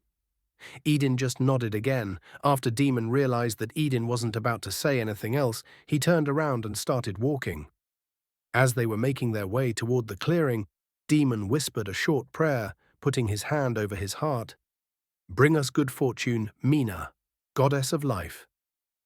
Chapter 17. The Shadow of Sun Valley. Yarinel sat in the chair, reading the Tomb of Albion. A week and a half had passed since her encounter with the strange human. She had reported her findings to the chapter house and was told to postpone her pilgrimage for 30 days to contemplate her failings and revisit the paladin's teachings. They weren't exactly happy when she told them how she had handled the situation with the Berserker in the forest. There still wasn't any news of him. Then she heard a knock on her door. "Yarinel, are you in there, child?" It was her grandfather. They hadn't spoken much since her return. She had focused her time on reading, meditating, and training. Honestly, she needed a break, but there was something strange about how he had called out to her. "I'm here, grandfather. Please come in," she said, closing the book and placing a marker between the pages so she could continue later. Yantel opened the door and slowly walked into the room, closing the door behind him. He looked at his granddaughter with a serious expression. She noticed his hesitation and asked, "Grandfather, what's wrong?" He frowned, then said, That human you ran into, you said he didn't chase after you? Yes. For a time I thought he was, but I'm ashamed to admit it was my fear driving me to think that. I don't think he came after me. But why? Did something happen? As she asked her question, Yantel sighed and pulled up a chair, sitting down across from his granddaughter. I have just received a report. 3 days ago, the Dwarves faced the Orcs and Dark Elves on the fields of Sun Valley. Yarinel grimaced at the mention of the Dark Elves, but Yantel continued. There was a dispute regarding some lands between an Orcish clan and the new Dwarven kingdom. For some reason, the Orcish clan allied with the Dark Ones. They did some unforgivable things. It's still unclear why the Orcs made that alliance, but that's not why I'm here. It's because of the human you mentioned. Yarinel's brows shot up. What do you mean, grandfather? Are there any news of him? Yantel took a moment to gather his thoughts, then continued. I am not quite sure. You see, as they faced each other, a figure charged into the battle from a burning village, the human settlement near the edge of the valley, the one closest to us. Do not speak to anyone of what I am about to tell you. I suspect the Paladin Order already knows, but do not share this any further. Yarinel frowned, but Yantel pressed on. The Dark Ones massacred everyone in the village, but based on the report I've received, the figure that entered the battle seems to match the description of the human you've given me. That is not what's worrying, though. You see, the battle lasted for hours. There were more than 20,000 combatants between the two sides. The human, he went berserk. The report said he single-handedly defeated both armies. It was a slaughter. At dusk, he faced the leader of the Orcs in single combat. He defeated him with one strike, then removed his head. They say after that, the human collapsed. The Orc's name was Malagar. By our report, the Orc proclaimed that he would be facing Edin the War Master before their clash. After nightfall, the Dwarves and Dark Ones roamed the battlefield, trying to find the human. From what our scouts reported, dark magic was used during the night, casting shadows over the battlefield. It is unknown by whom. Some of the Dark Ones fell, but not by Dwarven hands. What remained of the Orcs retreated. By dawn, there was no trace of the human. As of now, it's unclear what happened to him or where he went. Yantel looked shaken. My dear child, I am so glad you are safe. If that was the monster you had to face. Yarinel was also shaken by what her grandfather had just told her. She looked down but noticed that his hands were trembling. She had never seen him like this. He was gentle and kind, but he always had a powerful aura about him. Now she couldn't sense it from him.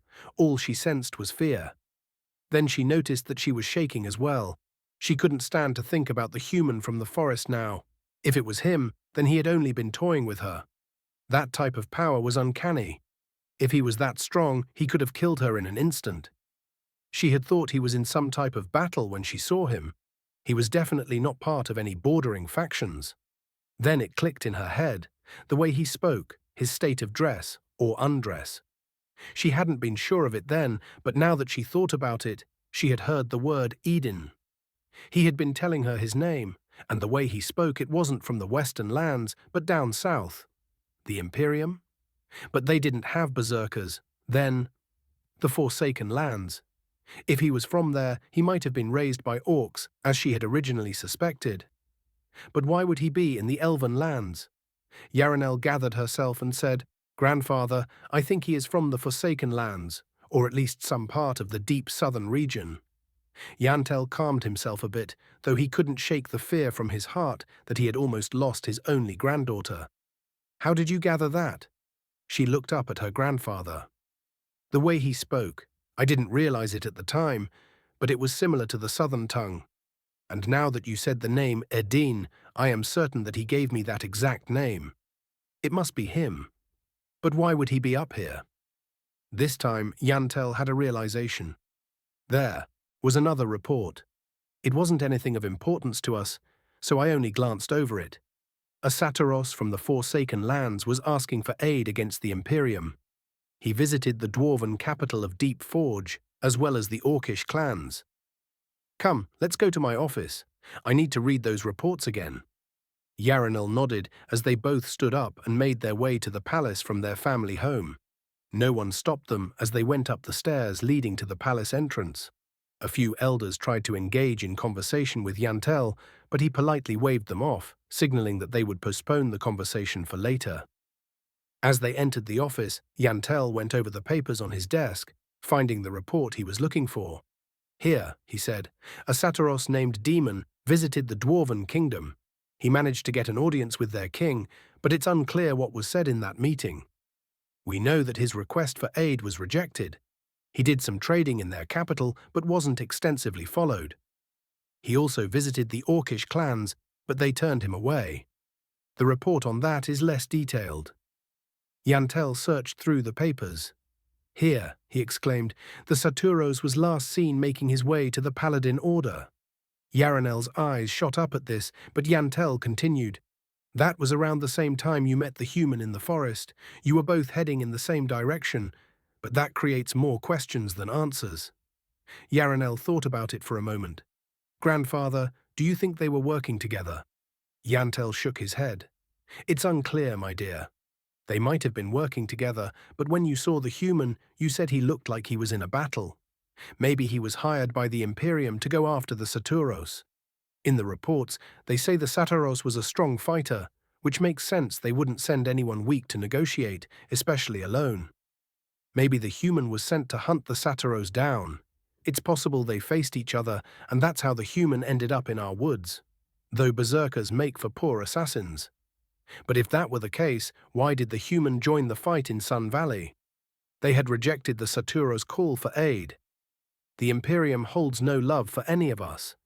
But would they send someone to attack the Dwarves and Orcs? Satyri can use blood magic that could explain the dark magic used in the night after the battle. But that may mean the Satyros and the human were working together. It would also explain who killed the Dark Ones during the night. Maybe instead of the human being some type of assassin or headhunter, he was sent as a bodyguard to aid the Satyros. But that begs the question, why were they in Sun Valley in the first place? Attacking the Orcs and Dwarves for being rejected doesn't make much sense. And word should have spread if the Forsaken Lands had a warrior that powerful. "Is there a report on if the Satyros met with the Paladins?" Yarinel asked. Yantel shook his head again. "No, but we might need to visit the chapter house and see if they have any news. You are not a ranking member, so you are not privy to the information, but if the Grand Elder of the Elves asks, I may get some answers. You will be restarting your pilgrimage soon. We may have to send a delegation after you. Too many questions are left unanswered." Chapter 18. A pact with Obsidian, Edin, and Damon made their way down the mountain. Damon was running down the huge mountain. Damon was fast. Even with the heavy bags on his back, it felt easy. Edin followed Damon, watching carefully where he stepped and mimicking his movements. The mountain was steep, but he had no issues maintaining his balance. Edin realized that they were not moving at normal speeds. It was much faster than humanly possible, but Edin remembered that in his days he already ran for days without any food or water, not feeling the fatigue. After what must have been a couple of hours, they came on a heavily forested area. They were still on the mountain, but all Edin could see were trees. Damon stopped abruptly. "Let's take a short rest. I don't sense any beasts in the area, so this is a good place to rest. Let's sit down for a few minutes," Damon said, sitting down to lean onto a tree. He took out a water skin, took a sip, then extended his hand to Edin. "I'm not thirsty," Edin said. Damon looked at him, but shrugged. "You have some very high endurance. I don't know who trained you, but it must have been harsh." Edin sat next to Damon. "You could say that." Damon waited on Edin to elaborate further, but when he realized that he wasn't going to say anything else, he said, "We still have a few hours until we reach the bottom. Not many beasts here, but when we get down, the deeper we go, the woods will be full of them. You good to fight?" Edin realized that he was holding the large double-edged axe Damon had given him. It looked like something from a video game. "I'm not sure," he said honestly. Damon looked at him. "Well, you better be. Sure, since we are bound to encounter something on our way, I guess we will have to improvise. It's not really flat lands once we reach the bottom, but there will be a bunch of smaller mountains and hills on our way, but I don't think that it will be too difficult." We will go around where we can. If we quicken our pace, we will reach the bright wood. That is a forested area southwest from here. It's more or less flat, but full of monsters. I want to be out of the woods before nightfall. After we exit the woods, we will make camp and catch a few hours of sleep. If we make good time by tomorrow afternoon, we will reach the northern settlement of the Forsaken clan. Forsaken clan? Edin asked, a bit confused. Damon nodded. Yes, a couple of decades ago, the Orcs in the Forsaken lands created their own clan. Most Orcs of the Forsaken lands are a part of it. They make a good bulk of our forces. Someone should be waiting for me there, but I doubt they will be happy to see me, except for a few bags of goods. I am coming back empty-handed. Well, except for you, that is, but you didn't really promise to fight with us. Damon hesitated for a moment. Tell me, why did you decide to join me anyway? I mean, I don't mind the company, but why join me? Edin didn't have an answer. He guessed he wanted to see what happened to his home, or at least the place he used to call home. He wondered if he would see any resemblance of the place after all this time. For him it was less than a year since he last saw it, but he was still coming to terms that he was asleep for 15,000 years. It all seemed so unreal. Finally he said, I don't really know. I guess I'm looking for something, but I can't really say what I'm looking for. Damon eyed him for a moment. Well, the Forsaken lands aren't exactly a place where you go to find yourself, but maybe you will find what you are looking for. Before Edin could respond to that, Damon stood up. Well, time to get going. We will be sprinting from here on out. Edin got up after him, but Damon just went into a run. For a moment, Edin was alone. Damon disappeared among the trees, but Edin managed to see him and started running after him. Surprisingly, he didn't only catch up, he was matching Damon's speed. It wasn't even hard. Hell, his old Peugeot couldn't go this fast. Edin realized that he wasn't even tracking Damon's steps. His body was moving on instinct. They ran for hours until they reached a seemingly flat part of the forest Damon stopped at. One point, but Edin ran past him, unable to stop himself in time. It took him a minute to realize that he was supposed to stop. He turned around and saw Damon running after him. Damon stopped next to him. He wasn't looking at him. Rather, he was looking behind him. Well, shit, Damon said in a low voice, his hand tightening on the hilt of his sword. We've just walked into a standoff. You really shouldn't have stopped when I did, but I guess your senses aren't as sharp as mine. Looks like the great wolves took down some prey, and the flesh bear decided it wanted a piece. Nasty creatures, both of them. The wolves hunt in packs, and the bear, well, it's called a flesh bear for a reason. It'll tear through anything for a meal. Edin's grip tightened on his axe. What do we do? Damon's eyes flicked between the beasts. No way to avoid it now. If we run, they'll chase us, and that'll only draw more attention. You're stronger. You take the bear. I'll handle the wolves. Before Edin could respond, Damon darted to the right, throwing a small object at the wolves. The pack snarled and lunged after him, their growls echoing through the forest. Edin was left alone, facing the flesh bear. Its black eyes locked onto him, and a low, rumbling growl escaped its throat. He felt a strange calm settle over him, even as his heart pounded in his chest. The beast roared, a sound that shook the trees, and charged. The beast was fast, but Edin quickly managed to jump back. Just as the beast was about to pounce on him with its claws, he realized that he was faster. Then the beast, but then he hit a tree with his back and fell down to one knee. When he looked up, the beast was upon him, raising its large right claw to strike at him. That's when he noticed that he was still holding the axe in his right hand. The beast brought down its claw to strike at him, but he managed to grab the axe with both hands and swung up, attempting to meet the blow with the axe. He felt the axe connect with the beast. He felt his swing tear through flesh and bone. Then he felt the blood splatter on his face. He looked up at the beast. Its right paw was missing. The beast eyed the bleeding stump. Then it roared and attempted to bite down on him. With its large jaws, Edin dodged, rolling to the right, and swung his axe into the beast's side. The swing went straight through left side of the beast's torso. The beast managed to turn towards him, but without its right paw and a large gash on its side, the beast dropped it. Lost its balance dropping down in front of Edin, it was now looking up at him. With an expression of pain and rage, without thinking he brought his axe down on the beast's head, cutting through its skull, almost splitting it in two.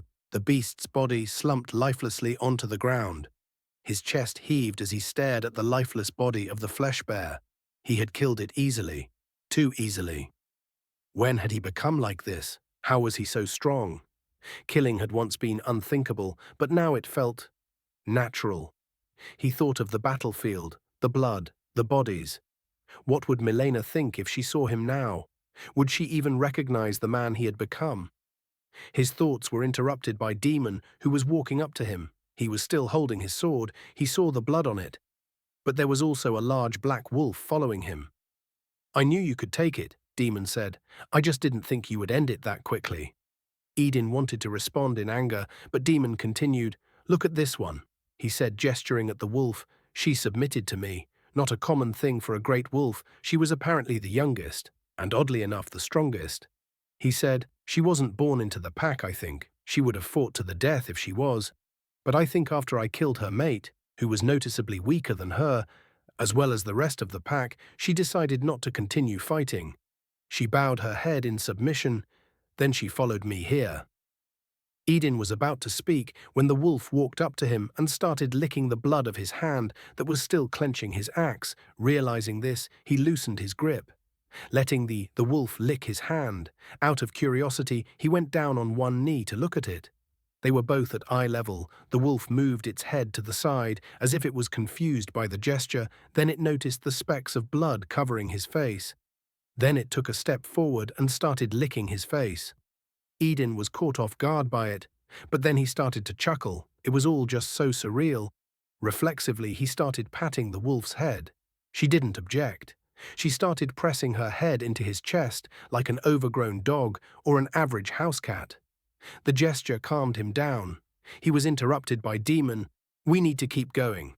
This scuffle will attract other beasts, and we are wasting time. It is already noon. I want us to be out of this forest before nightfall." Edin shot him a look.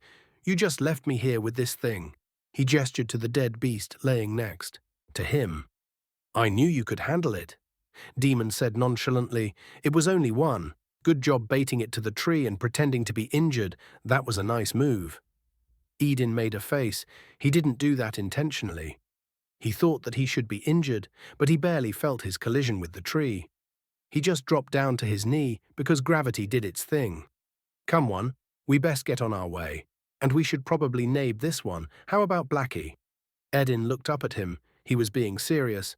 "No, you are not calling her that." Damon shrugged. "Okay, then you name her." Edin looked at Damon, then at the large wolf who was looking at him expectantly. "Obsidian, like obsidian black." The wolf nugged him with its snout. It seemed to understand what had just happened, and it looked like it liked the name. "Obsidian it is then," Damon said. "All right, Obsidian, we have a long journey ahead of us, so do your best to keep up. We will hunt down some food before we make camp." The wolf nodded her head once, as if she understood everything Damon was saying. Then Damon turned around and just started running again. Both Edin and Obsidian followed after, keeping pace. The next part of the journey was pretty uneventful. They had stopped once when they reached a small lake to grab some water and eat. Obsidian was fine with taking a few bites of dried meat Damon had given her. She rejected the cheese, though. They had entered a clearing close before sunset. Damon came to a stop. Edin, now used to Damon's abrupt stops, managed to stop next to him. "All right," Damon said. "There is a dugout by those rocks over there." He gestured to a pile of rocks a few feet in front of them. "There is a shelter beneath those rocks, covered by some foliage. The latch should be easy enough to open. It was usually used by hunters, but not many venture this far since the Imperium and Lizardkin increased their attacks. We will make camp next to it and rest down there overnight. It will take us more than half a day to reach the settlements. There is flint in one of the bags. You gather some wood and start a fire," he told Edin. "I'll go back to the woods with Obsidian to hunt for some fresh meat for dinner. My senses are sharp, but she's probably a much better tracker than me." Obsidian nodded her head again, as if she understood Damon just fine. "The larger beasts are usually deeper in the forest. We managed to evade most of them, so nothing big should really bother you. We should be back in a little over an hour. Take care of yourself, Edin."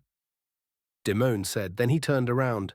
"Come on, Obsidian, let's snatch up something tasty." He told the wolf, and they ran into the forest. Edin took the bags off and walked, leaned them on the rocks. Then he started looking for wood for the fire. It took him 30 minutes, but he managed to gather a nice pile, bundling up half of it for a nice bonfire. Then he went to the bags, after going through them for a bit, and finding some item he saw for the first time, he found the flint. There was some dry bark out beneath the pile of wood he had made. Then he shrugged and hit the 2 pieces of flint leaning over the pile. To his surprise, after a couple of thits, the sparks shot down and the bark caught fire. He blew on the fire a bit, but the wood started burning.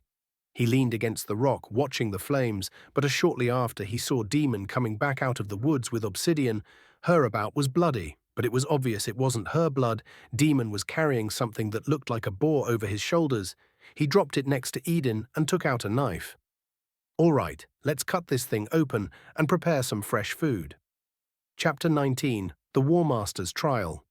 Damon moved silently through the forest, his senses sharp as he searched for prey. Obsidian padded beside him, her movements as quiet as his own. He hadn't been looking for a companion. Such bonds were lifelong commitments, but killing her or abandoning her would have been cruel. As they walked, his mind drifted back to their first encounter. He had taken down the 4 wolves quickly, but not without cost. As they charged, he had sliced his palm, forming pellets of blood that he hurled at the pack. The wolves lunged after the shimmering orbs, their instincts overriding their caution. It was a risky move, using blood magic always was, but it had given him the opening he wanted. That's when he cast his shadows. Dark, shimmering figures materialized around him, masking his scent and obscuring him from the wolves' sight. For a moment, he was invisible. An older male wolf was still charging in his direction. Damon turned and threw his dagger. It lodged itself right into the wolf's right eye, all the way up to its hilt. The beast fell down its limp body, still propelling it forward. He noticed the dark grey that was right behind the wolf he had just slain. That must be the pack mother. She didn't yet realize that her mate was dead. She continued her charge when she noticed that the male wolf's body was slumping to the ground as he charged past him. She slowed in confusion. That's when Damon took this chance. He turned around, tilting his sword down, and took off, jumping through his own shadow. His sword tilted at an angle. With one motion he swung his sword, taking the female wolf's head clean off. He adjusted the grip on his sword as he was still propelling forward, and while still in motion, pulled the dagger out of the male wolf's eye. He looked behind him. 2 more wolves were circling around one of the 2 remaining shadows he had conjured. He noticed that the third world was looking between him and his third shadow. She was the only one that saw through his illusion. She was moving to the side, but not attacking. She was the only odd one out of the pack. Her fur had a majestic black color. She seemed young, but it looks like she was more intelligent than the rest of her pack. He realized that she must be the mate of the only other male in the pack. He suspected that he was the weaker of the 2. She must have lost her pack and submitted to him out of convenience, but he was wasting time thinking about that. That was one of his flaws. He tended to overanalyze things. He should just take care of the other 2 quickly and watch his back if she decided to pounce. As the other 2 were beginning to charge at his shadow, he capitalized on the opening. He dashed to the left and threw his dagger at the female, charging at the male with his sword. His dagger connected with the female's neck. As he charged at the remaining male wolf, the wolf realized something was wrong, but it was too late. Damon thrust his blade through the beast's side, directly piercing his heart. Still in motion, he pulled his sword out as the body of Tai Wolf started falling to the ground. The female looked confused by the pain in her neck. Damon didn't give her time to think. Propelling himself forward, he reached the wolf, grabbing onto the hilt of his knife. He jumped over the wolf's back, slashing over her neck, disconnecting her spine. Not wanting the beast to suffer, he raised his sword, stabbing it through her back, directly into her heart, and her body went still. Damon raised his head to look at the lone black wolf. He was focusing his senses on her the entire time, but she never attacked him. He removed his sword from the back of the other wolf. The last female was slowly walking up to him, bowing her head down in submission. Damon had his sword ready in his right hand and clenching the dagger in his left, his palm still stung from the cut he had made. This was the second time he had used his blood magic in the same week. It was a stupid thing to do, just going on a hunch. To satisfy his curiosity, he was eyeing the black wolf slowly walking up to him, her head still bowed. He stood up slowly, ready to react if she made a move. He stood up slowly, but when she reached him, she dropped down on her belly, her head firmly on the ground. Her eyes were looking up at him expectantly. This caught him off guard. Great wolves weren't known for being submissive. He saw a deep intelligence in her eyes. He sensed the strength radiating from her. She had the potential to lead her own pack someday. He thought about it for a moment. He could kill her now and be done with it. There were too many variables to take into account if he accepted her. It would be better to get rid of her now than to just abandon her. She was still prone in front of him, waiting. He took another moment to study her eyes, then he felt something pulling on his heart. That familiar lump in his throat came back, the one he could never get rid of. He looked down at her and said, "You're an orphan too, huh?" He heard a small whine come from her throat, and his gaze softened. He returned his dagger to his waist and slowly but his palm in front of her. She smelled his palm covered with the blood of the other wolf and his own from where he had made the cut. Then she slowly started licking the blood off his hand, and then licked the small wound where he still had, as if mending it. Damon smiled and gently patted her head. She didn't object, her eyes now filled with trust. He guessed he had just found a companion, something he hadn't expected, but couldn't bring himself to regret. Standing, he said, "All right, girl. Let's go see how that human is doing." Damon started walking back to where he had left Edin with the flesh bear. He felt bad about lying to him. They could have just skipped the fight. The beasts wouldn't have followed if they left. Something told Damon that Edin never really faced any beasts or monsters, which is surprising but also concerning. No one has the power to take down an army and has never faced a beast before. The flesh bear was one of the apex predators of the beastwood. If it faced off against the wolves, Damon knew that it would have gotten some cuts and bites, but it would have won the fight eventually. If anything, Damon spared the wolves the agony and at least gave them a quick death.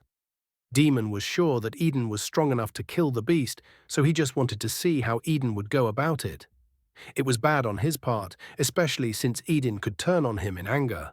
But his damned curiosity got the better of him, and he made the decision without thinking properly. His battle with the wolves had only taken a few minutes. As he slowly made his way back, he saw that Edin and the beast were staring each other down. Then Damon heard a roar coming from the beast as it charged towards Edin. Damon focused his gaze on him. There was a flash of emotion on his face. Then Edin leapt backwards into the air, as if in fear. Then he saw Edin's body hit a tree. Then he slumped down onto the ground. Edin was on one knee. The bear reached him, raising its claw to strike him down. Damon realized he had made a mistake. He thought that Edin would be just fine. He was about to charge in when Edin suddenly shifted, gripping his axe with both hands, and swung at the beast with precision. Edin's swing cut the beast's paw clean off. Damon noticed that Edin's gaze was now sharp. The beast noticed its stump and attempted to bring its jaws down on him, but Edin swiftly rolled to the right and swung his axe, slashing through the beast's side. The beast stumbled towards Edin, but it was losing its balance. Then Edin brought his axe down on its head, killing it instantly. Damon studied his face the entire time. There was no emotion coming from him. Then as the beast fell, Edin's expression changed again, as if lost in thought. That's when Damon finally approached him. Back in the present, Damon was following the black great wolf. Edin had strangely named Obsidian for some reason. She had caught a scent form, some type of animal. They were moving slowly, but as they got closer, Damon's senses also picked up the scent. It seemed like a wild boar. Neither of them made a sound, as the approached boars could sometimes be difficult to kill. But a moment later, the boar came into view. Damon put a finger to his lips, gesturing Obsidian to be quiet. Then he realized that he was gesturing to a wild great wolf, and felt like an idiot. But to his surprise, she nodded her head once in understanding, which surprised him even more. But he didn't have time to think about it. He made a circling gesture with his finger, signaling her to go around. And again she seemed to understand him completely and silently went around. He was really starting to. Like this wolf. Damon pulled out his dagger and took aim at the beast neck. That wouldn't be enough to take it down, but it was a good start. He threw the dagger at the boar, and the dagger connected, sinking into flesh. The boar yelped and ran in the opposite direction, but Obsidian was waiting. As the boar ran, Obsidian jumped out from the trees and latched onto the boar's neck. It tried to remove itself from Obsidian jaws, but all its struggling only managed to tear more flesh off of its neck as Obsidian's teeth sank deeper. A second later, Damon was upon it with his sword. He capitalized on the boar being distracted by Obsidian and took his chance to thrust his sword into the beast's side. Obsidian still had it in its grasp, the animal still struggling, but Damon used his left arm to grab onto it and started twisting his blade. The boar slumped down to the ground, Damon's blade likely piercing its heart. Both he and Obsidian didn't let go until the boar stopped moving completely. Once they were sure it was dead, Damon removed his sword from the beast and pulled out his dagger. Obsidian also unclenched her jaws, not giving in to her primal instincts. Damon walked up to her and patted her on the head. "Good job, girl. You and I are going to make a geet team."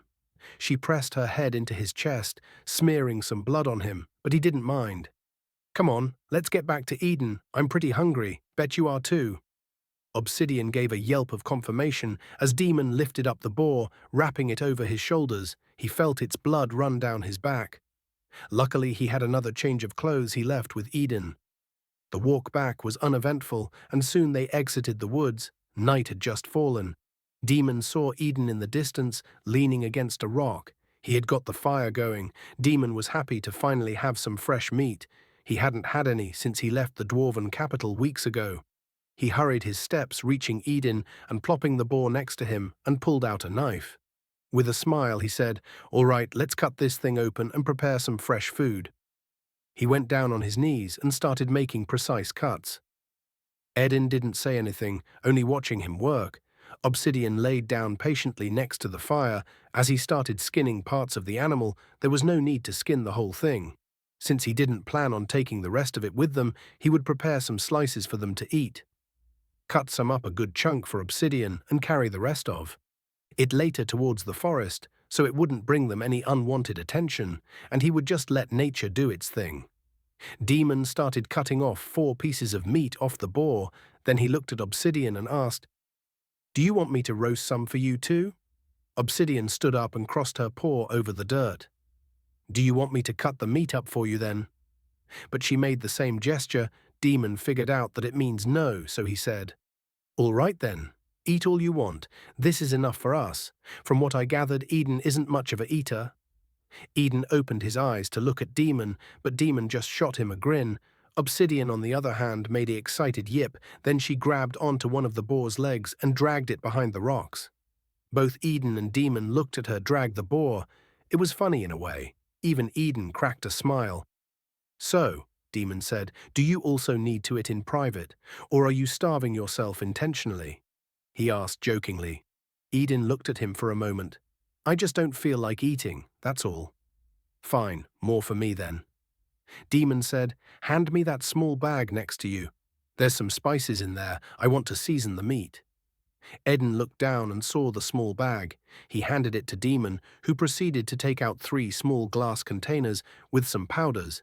Damon cleaned his hands, then put the powders in his palm and rubbed his hands together. Then he moved on to rub them over the pieces of meat. Then he put them over the fire to roast.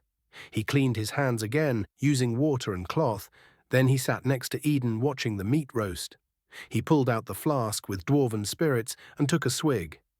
"Ah, good stuff. Great before a meal." He handed the flask to Edin, who looked at it for a moment.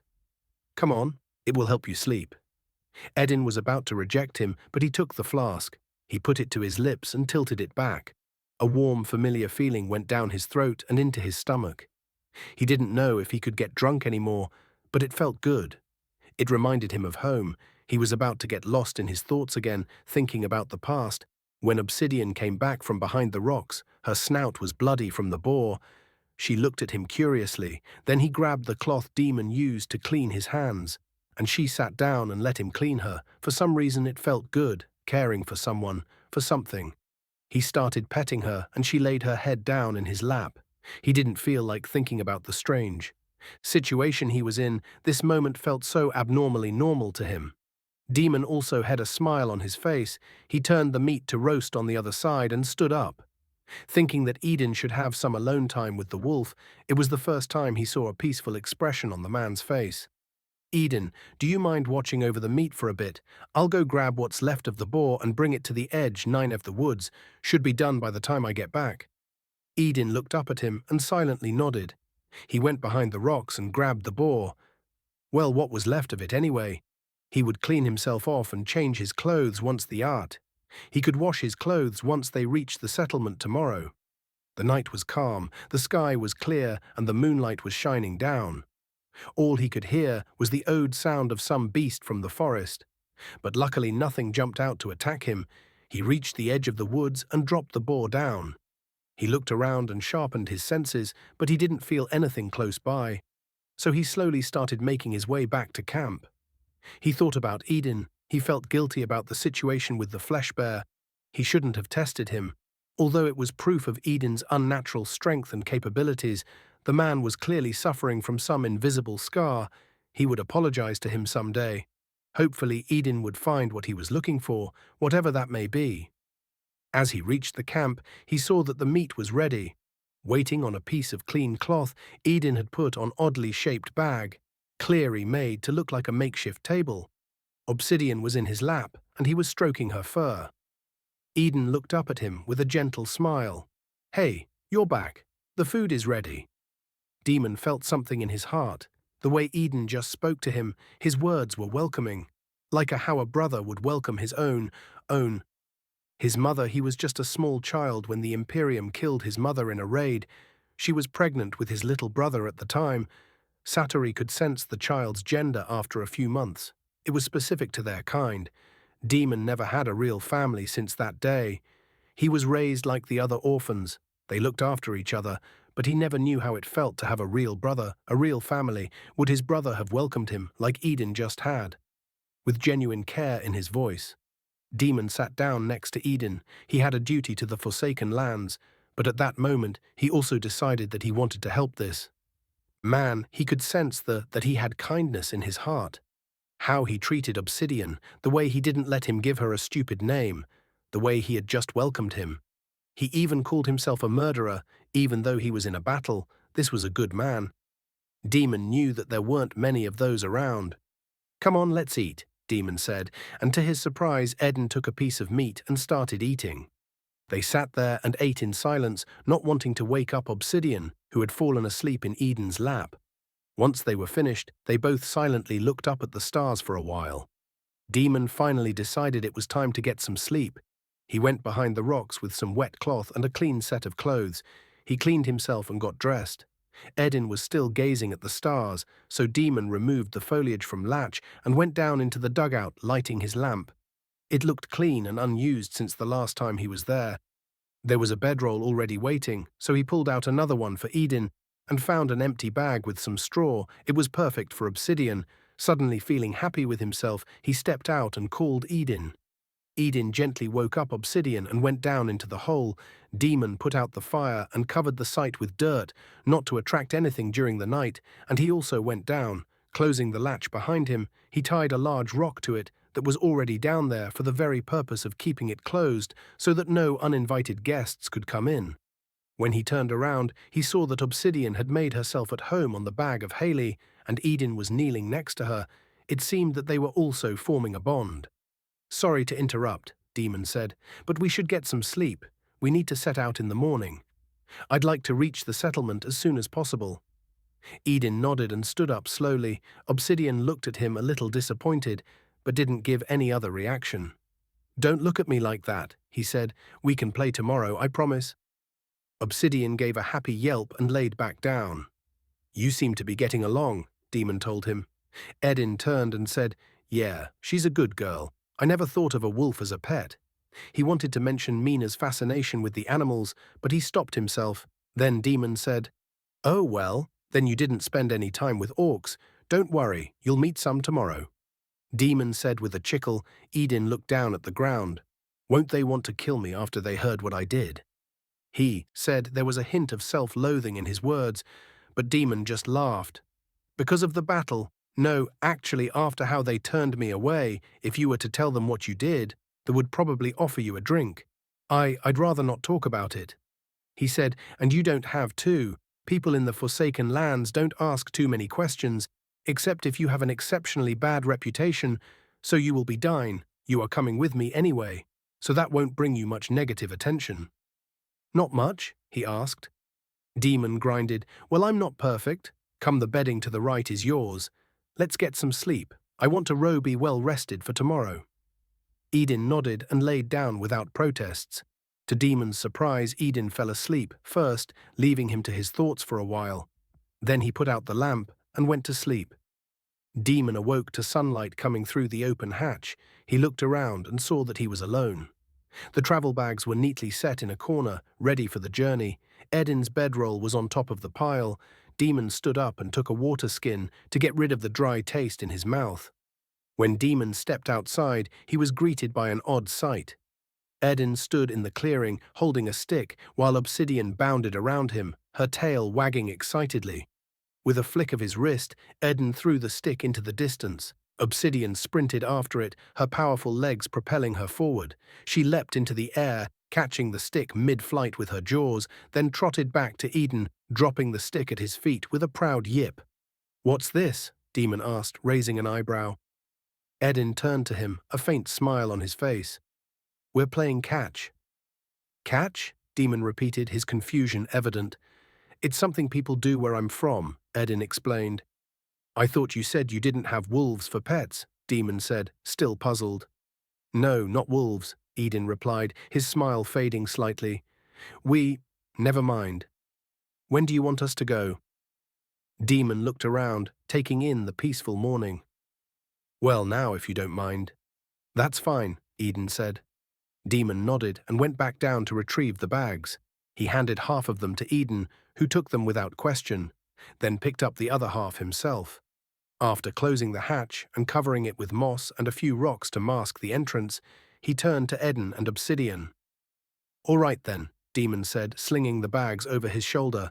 "Let's get a move on." With that, they started on their way, the morning sun casting long shadows as they went. Chapter 20. Echoes of Understanding. Two orcs stood on the watchtower of Izur village, their eyes scanning the horizon.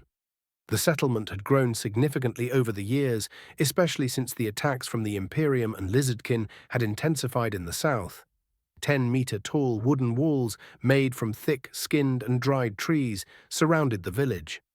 The walls were treated with protective oils to prevent erosion and shield them from the elements.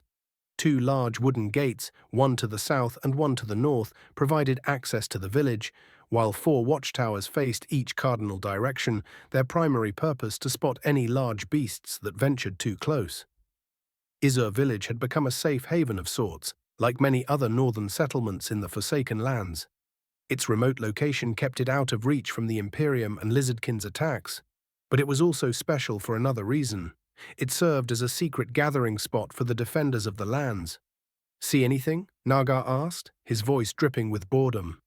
"Nothing yet," Gorkan replied, his eyes still fixed on the horizon. Nagar slumped against one of the watchtower's posts, letting out an exaggerated sigh. "It's too damn quiet. All we've seen for the past week are birds. I'm bored out of my mind." "At least you're not the one stuck up here all day," Gorkan shot back, annoyed. "You're just here to keep me company. I volunteered for this duty so I'd have something to do." "Well, it's your own fault," Nagar said with a smirk. "This isn't the south. You won't find any excitement here. Nothing to see from this tower except the plains." "How long are we going to stay here?" Gorkan muttered. "The first few weeks were fine, nice to get some rest from all the fighting, but now He trailed off, his eyes narrowing. "Wait, I think I see something. Hand me the looking glass." Nagar stood up and handed the looking glass to Gorkan. He was the better spotter, so it was best to leave it to him. Gorkan took the looking glass and raised it to his eye. "Two figures approaching at a light running speed," he said. "No, wait. There's also a beast chasing after them." Nagar squinted, trying to make out the figures in the distance. "I barely see anything." Gorkan smirked. "Well, that's not a surprise. When you piss, you can't even see your—" He cut himself off, his expression shifting. Nagar was about to retort, but Gorkhan interrupted him. Wait. Well, I'll be damned. It's Demon. That damn Saturos made it back. I'd recognize those horns even from here. He's not alone, though. Someone's running next to him, human, I think. And the beast, it's not chasing them. It's running with them. Looks like a great wolf. Well, at least we are done waiting, Nagar said. Gorkhan mumbled. I see them clearly now. It's definitely Demon. A human carrying an axe, and a black great wolf. They'll be here in a few minutes. Well, I'll go down and tell the two open the gate then, Nagar said. What about me? Gorkhan asked. You will stay here. You're still on tower duty until dusk. You're the one that asked for it, Nagar said, slipping down onto the ladder.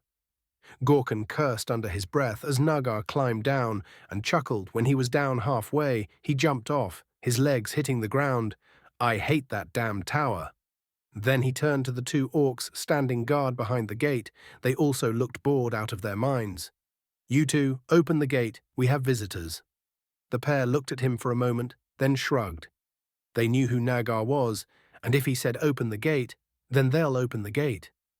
The two orcs lifted the wooden beams, holding the gate closed, and moved them to the sides, and pulled it open. Nagar walked to the entrance as the tree figures approached. When they came closer, they slowed down to a walking pace, and Nagar stepped out to greet them. Demon, you horned bastard, welcome home, he said, spreading his arms wide with a toothy orcish grin. Demon dropped his bags to the side and walked up to him. Nagar, good to see you, friend. They embraced each other. Who's the human? Nagar asked into his ear. I'll tell you about it later. Don't try to provoke him, Demon said back. He could feel Nagar grin. I'm serious, Nagar. Don't say or do anything stupid. You might live to regret it. You know I mean that. Nagar shifted. And the beast? He asked. That's Obsidian. She submitted to me. It's a long story. I'll tell you about it later. Now let me go, you oversized gremlin, or someone's going to think we're lovers, he said jokingly. Nagar laughed, squeezing Demon Thita for a moment before letting him go. Fine, fine. Now let me introduce myself. He walked past him and straight to Edin and extended his hand. Well met, I'm Nagar, the Wild Hammer. He clasped it and said, Edin. Nagar tightened his grip. Just Edin, he asked. Edin noticed the orc's grip tighten around his hand, but he barely reacted to it. He practically didn't. Feel the strain. For a moment, Nagar's eyes bore into him, seemingly trying to provoke a reaction, but Edin didn't move. Then Obsidian growled. Nagar looked down at her, then he let go of Edin's hand. A feisty one, he said, but Obsidian flashed her fangs at him. Enough, Nagar, Demon said in a sharp voice. Stop being an ass. Nagar turned to him and raised his arms. Fine, I was just getting acquainted. Strong, this one. He tilted his head towards Edin.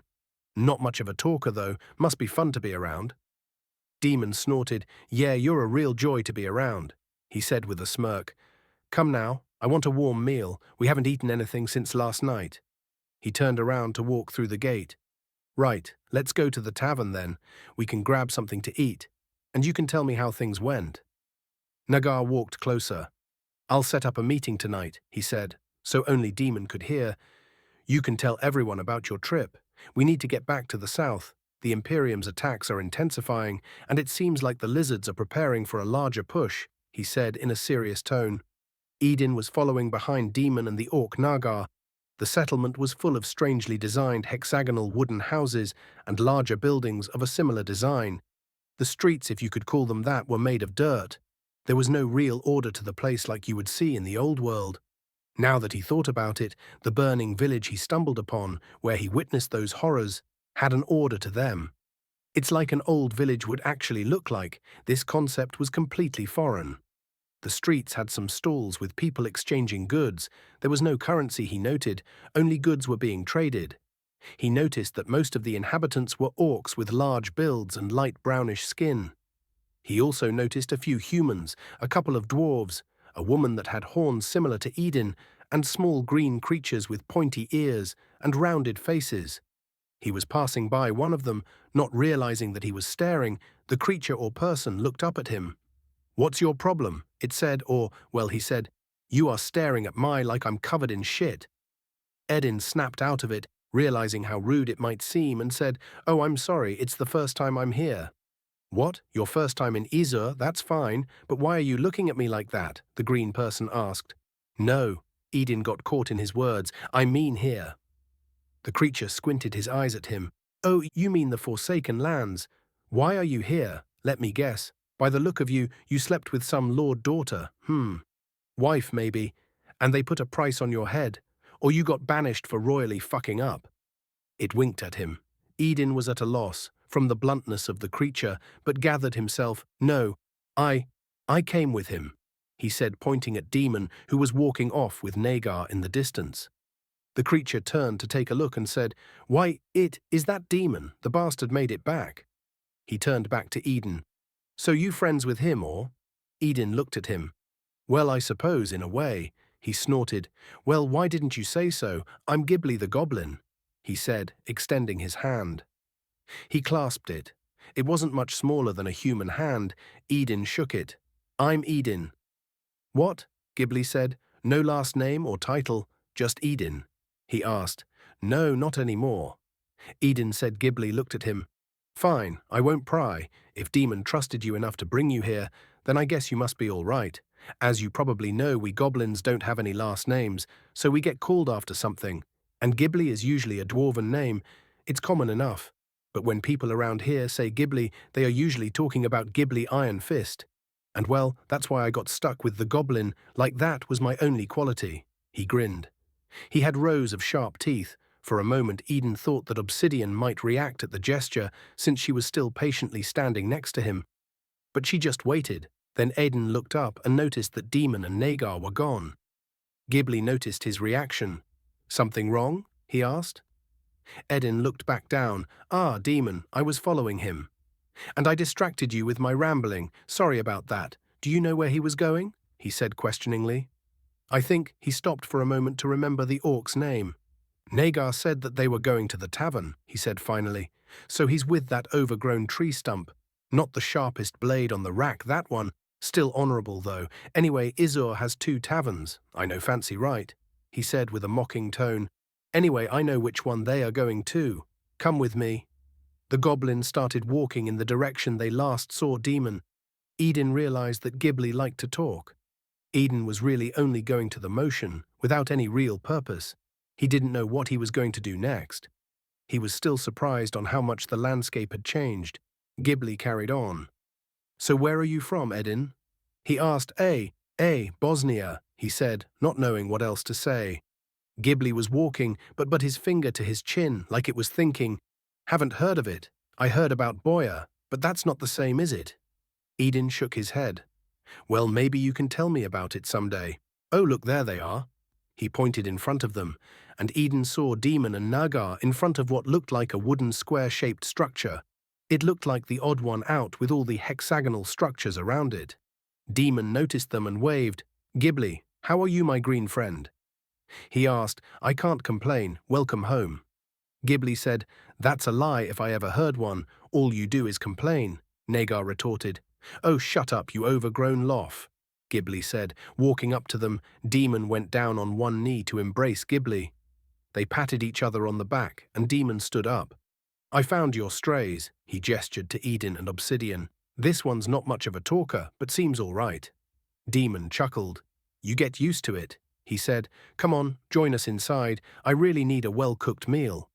He gestured to the door. Ghibli nodded and then went inside. As they walked in, Edin looked around. The tavern looked like something out of a fantasy novel, with wooden desks and chairs. He even saw a bar, except all the patrons seemed to be orcs. Some looked in their direction and nodded to them in acknowledgement, but continued their conversations. Then Edin heard a loud female voice. "Would you look at that? The great envoy has returned," the voice said in mockery. "Maybe now we can finally get out of here." "It's nice to see you too, Zyra," Damon said, but she just waved her hand. When Edin saw her, she had ebony-colored skin. He resembled some of the orcish women Edin had seen coming here, but her facial features looked more human, but she had pointed ears. She was muscular, wearing a sleeveless tunic that was doing a poor job concealing her bust.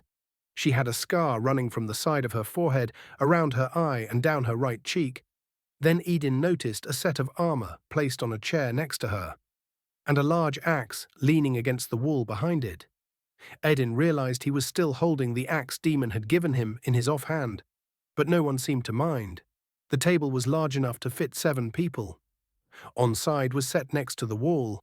He saw Ghibli take a seat next to the wall across from Zyra. Nagar sat on the side, and Demon sat next to Ghibli. Edin noticed that no one sat next to Zyra, so he walked up and sat down silently next to Demon. While Obsidian went under the table, laying down in front of Demon and him, no one seemed to mind she was there. Zyra put her left arm over the chair's backrest and looked at him. He looked back at her. Everyone at the table was silent for a moment, as if they were waiting for something. Then Zyra said, "You have a problem, human. Why are you looking at me? You want to say something? Is it the way I look? Never seen a dark-skinned orc before." There was swart in her voice as she said, 29 years ago, my mother had a loving encounter with a dark elf. She happened to be unconscious at the time. From a knock to the head must have been a pleasant experience for her. That's why I'm here. If you try calling me a halfling, I'll cut out your tongue and make you eat it." This caught Edin completely off guard. He didn't know what to say to that. Then everyone at the table except him and Zyra started laughing. "What is so amazing?" Zyra said in anger. Then Demon spoke. "Sorry, Zyra, but you're just too predictable. None of us think what happened to your mother is amusing." "But we all know how you react to meeting someone new," Demon admitted. Zyra turned to him, crossing her arms with an angry glare. "But let's get the introductions over with." He gestured to her. "Edin, this is Zyra the Kinkiller. Zyra, this is Edin the War Master. You've already met. Ghibli, now that we are done with the introductions, let's get some warm stew. I can't wait anymore."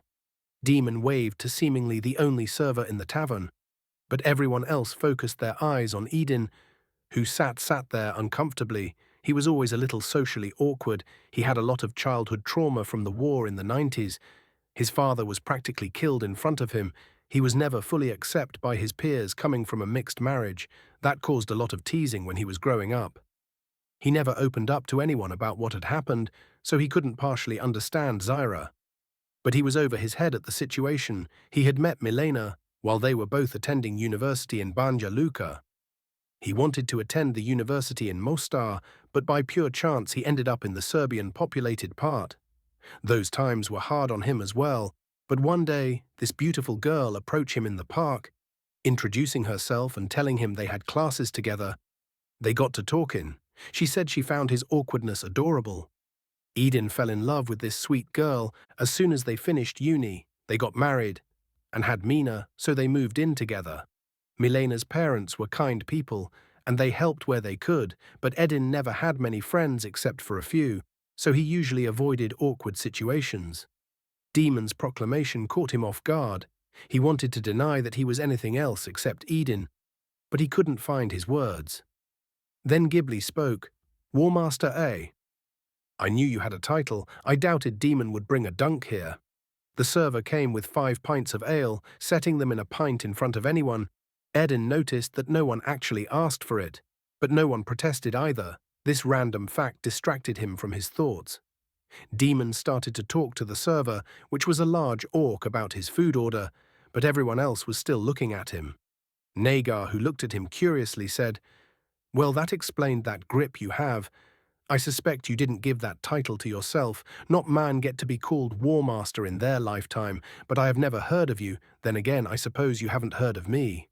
So it doesn't matter. Sue," he asked, leaning on the table, "how strong are you? And how did you earn that title?" "Ha!" Ghibli yelled out. "For a moment I thought you were actually using your brain, and then you ask a stupid question. You should know better than to straight up ask something like that. We don't ask questions, we only ask what we need to know when we need to know, and this is not the time for that." Ghibli leaned back in his chair and crossed his arms. "I'm curious as well, I will admit." Then he turned to Edin. "Edin, you can share if you like, but you don't have to." Edin looked down at the table, avoiding everyone's gaze. Then Demon spoke. "He's stronger than anyone at this table." Then he took a sip of his ale. Everyone else looked at Edin more intently. Then Demon said, "Put together." The table went silent. Edin realized that everyone was staring at him. Not just everyone at the table, but everyone who by chance overheard the conversation, except Damon, who calmly continued drinking. "Bah," Nagar said, and grabbed his mug and started drinking as well. Ghibli looked thoughtful, but Zyra looked him over as if she was studying him. Then she said, "You're decent looking for a human. Do you have a mate?"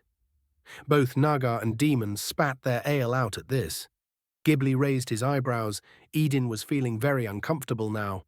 "Did Zyra just proposition him?" Damon said with disbelief. "You all heard that, right?" He looked around the table for confirmation. Nagar and Ghibli nodded, their expressions a mix of confusion and amusement. "What?" Zyra snapped, her eyes flashing. "I couldn't care less about his race. He's not unattractive, and you just said he was a war master."